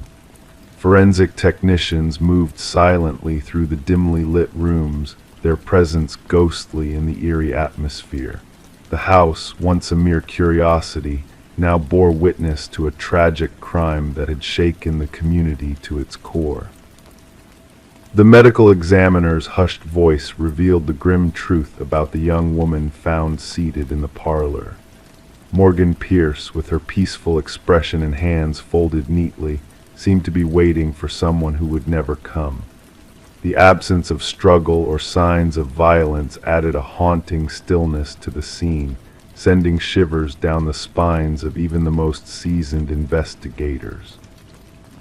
As Lynn delved deeper into the case, a tangled web of intrigue unfurled before her. Morgan, a bright and inquisitive graduate student, had been drawn to the house by its reputation for defying logic and reason. Her journal spoke of strange phenomena, whispers in the walls, shifting doorways, and a sense of being watched by unseen eyes. The discovery of a rare alkaloid in Morgan's system raised more questions than answers. Her boyfriend's steadfast belief in her integrity clashed with the cryptic messages found on her phone, hinting at a shadowy figure who shared her obsession with the house's mysteries. Adam Reeves, an expert in architectural anomalies, emerged as a key figure in the investigation. His alibi seemed airtight, yet his connection to Morgan and the house ran deeper than mere professional interest. The revelation of a family curse, buried in generations of silence, shed new light on the dark history of the Victorian. Hidden compartments and ancient artifacts hinted at a power beyond human understanding, a force that manipulated perception and defied explanation. The tragic fate that befell Adam mirrored Morgan's own demise, both souls ensnared in a web of secrets woven by the house itself. In his final testament, Adam spoke of truths glimpsed in the shadows, of doors that led nowhere yet everywhere at once. The house, a living entity in its own right, held sway over those who dared to unlock its mysteries, drawing them inexorably into its grasp. The investigation may have closed, but the whispers of the house lingered on. Lights flickered in the darkness, and shadows danced behind curtained windows, hinting at a presence unseen yet deeply felt. The truth, like the elusive exit in a house of endless doors, remained just out of reach, waiting to be discovered by those brave enough to seek it. Story 26. In the stillness of the night, a faint flicker danced across the baby monitor's screen, a subtle anomaly that caught the mother's eye. At first, she brushed it off as mere interference, a glitch in the technology. But then the audio crackled, and a soft voice, barely above a whisper, pierced the silence, urging, "SHHH, go back to sleep." A shiver ran down the mother's spine, her heart quickening with a sudden sense of dread. Without a moment's hesitation, she bolted from her room to her son's nursery, the only sound echoing in the hallway being the frantic rhythm of her own footsteps. Upon reaching the nursery, her worst fear unfolded before her eyes. The crib stood empty, devoid of the precious bundle that should have been nestled within. Panic seized her as she scanned the room, her gaze falling upon a stuffed rabbit lying on the floor, its glassy eyes fixed upon her with an unsettling intensity. In a frenzy of anguish, she screamed until her voice grew hoarse, her cries piercing the night and reaching the ears of concerned neighbors who wasted no time in summoning help. By the time authorities arrived, they found her huddled on the floor, clutching the stuffed rabbit to her chest, her eyes wide with terror. The disappearance of 4-month-old Samuel sent shockwaves through the community, leaving behind a trail of unanswered questions and a haunting sense of unease. The investigation that followed yielded little in the way of concrete leads, no signs of forced entry, no clues as to how the infant could have vanished without a trace. Suspicions turned towards the mother, Rebecca, her history of postpartum depression and strained marriage casting a shadow of doubt upon her. Yet a breakthrough emerged when microscopic fibers, foreign to the household, were discovered on the nursery windowsill, a revelation that hinted at a skilled intruder gaining access from outside. As the focus shifted, a dark figure emerged from the shadows of the night, captured in grainy security footage from neighboring homes. The presence of a specialized climbing rope and a mysterious boot print in the garden's soil breathed new life into the investigation, leading to a startling revelation that turned the case on its head.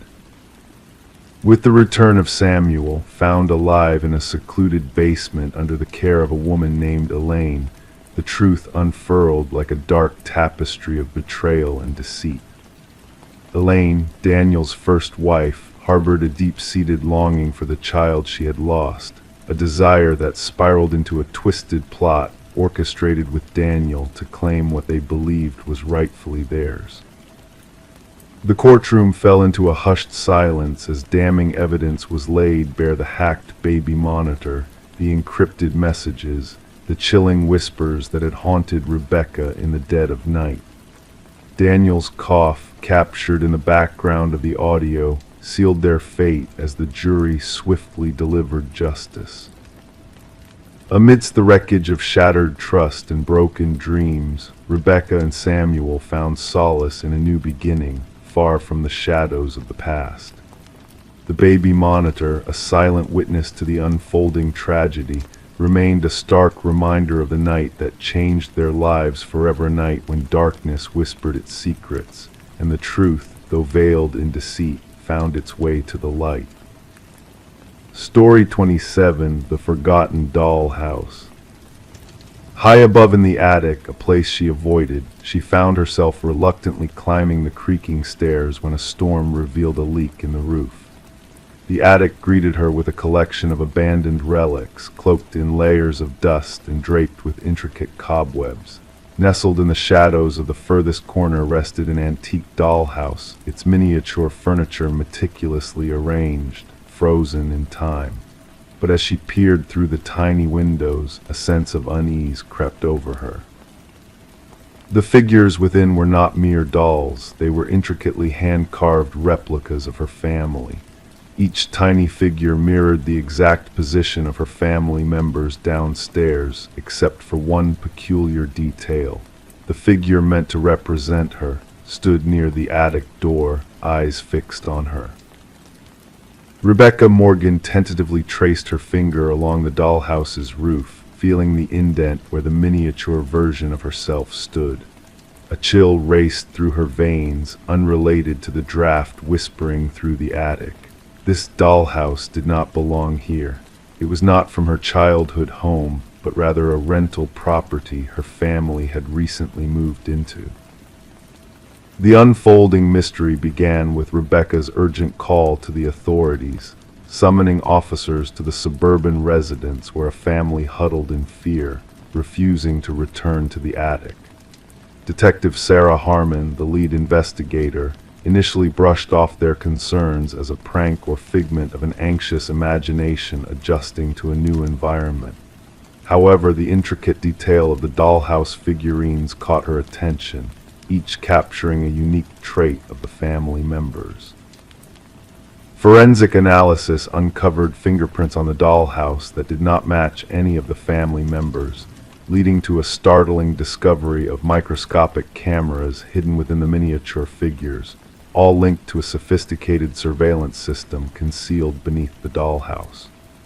The Morgans' daily movements had been meticulously recorded, with the positions of the figures not only mirroring their current location, but also past instances, indicating a prolonged period of observation. "This goes beyond mere stalking," Detective Harmon remarked. "The level of obsession displayed by the perpetrator is unprecedented in criminal psychology." Further exploration of the house revealed a concealed entrance to a basement living space, where evidence suggested an unknown individual had been covertly residing beneath the unsuspecting family for weeks. Strangely, there were no signs of forced entry, and property records revealed a vacant period before the Morgans moved in, following the passing of the previous elderly owners. A breakthrough in the investigation came through digital forensics, tracing the surveillance data to an apartment across town belonging to Martin Wells, the son of the deceased homeowners. Inside his dwelling were walls adorned with photographs of various families and detailed journals documenting their routines with eerie precision. Wells' financial struggles post-parents' demise led him to inhabit the hidden space, monitoring tenants while collecting rent. The dollhouse served as his control room, the assigned forensic psychologist explained. Each figure symbolized someone under his watchful gaze. During interrogation, Wells maintained an unsettling calm, revealing his motivation rooted in a possessive delusion over his childhood home. The dollhouse represented his means of possessing both the property and its occupants, ensuring they adhered to his standards. Wells faced charges of stalking, invasion of privacy, and breaking and entering, prompting a reevaluation of real estate disclosure laws and agent responsibilities. The judge acknowledged the severe violation of the Morgan family's privacy, emphasizing Wells' intrusion into their sanctuary and personal autonomy. The case left criminologists unsettled, pondering how long Wells might have operated unnoticed if not for Rebecca's discovery. His journals hinted at a pattern of covert residence in multiple homes, turning families into unwitting pawns of his twisted game. The Morgans relocated, haunted by the knowledge that their lives had been scrutinized and manipulated. Rebecca, in her victim impact statement, confessed to lingering paranoia, removing all miniatures from their new home. "Some days," she admitted, "I still feel the weight of unseen eyes upon me, wondering if somewhere a tiny version of myself is being moved in a dollhouse yet to be found."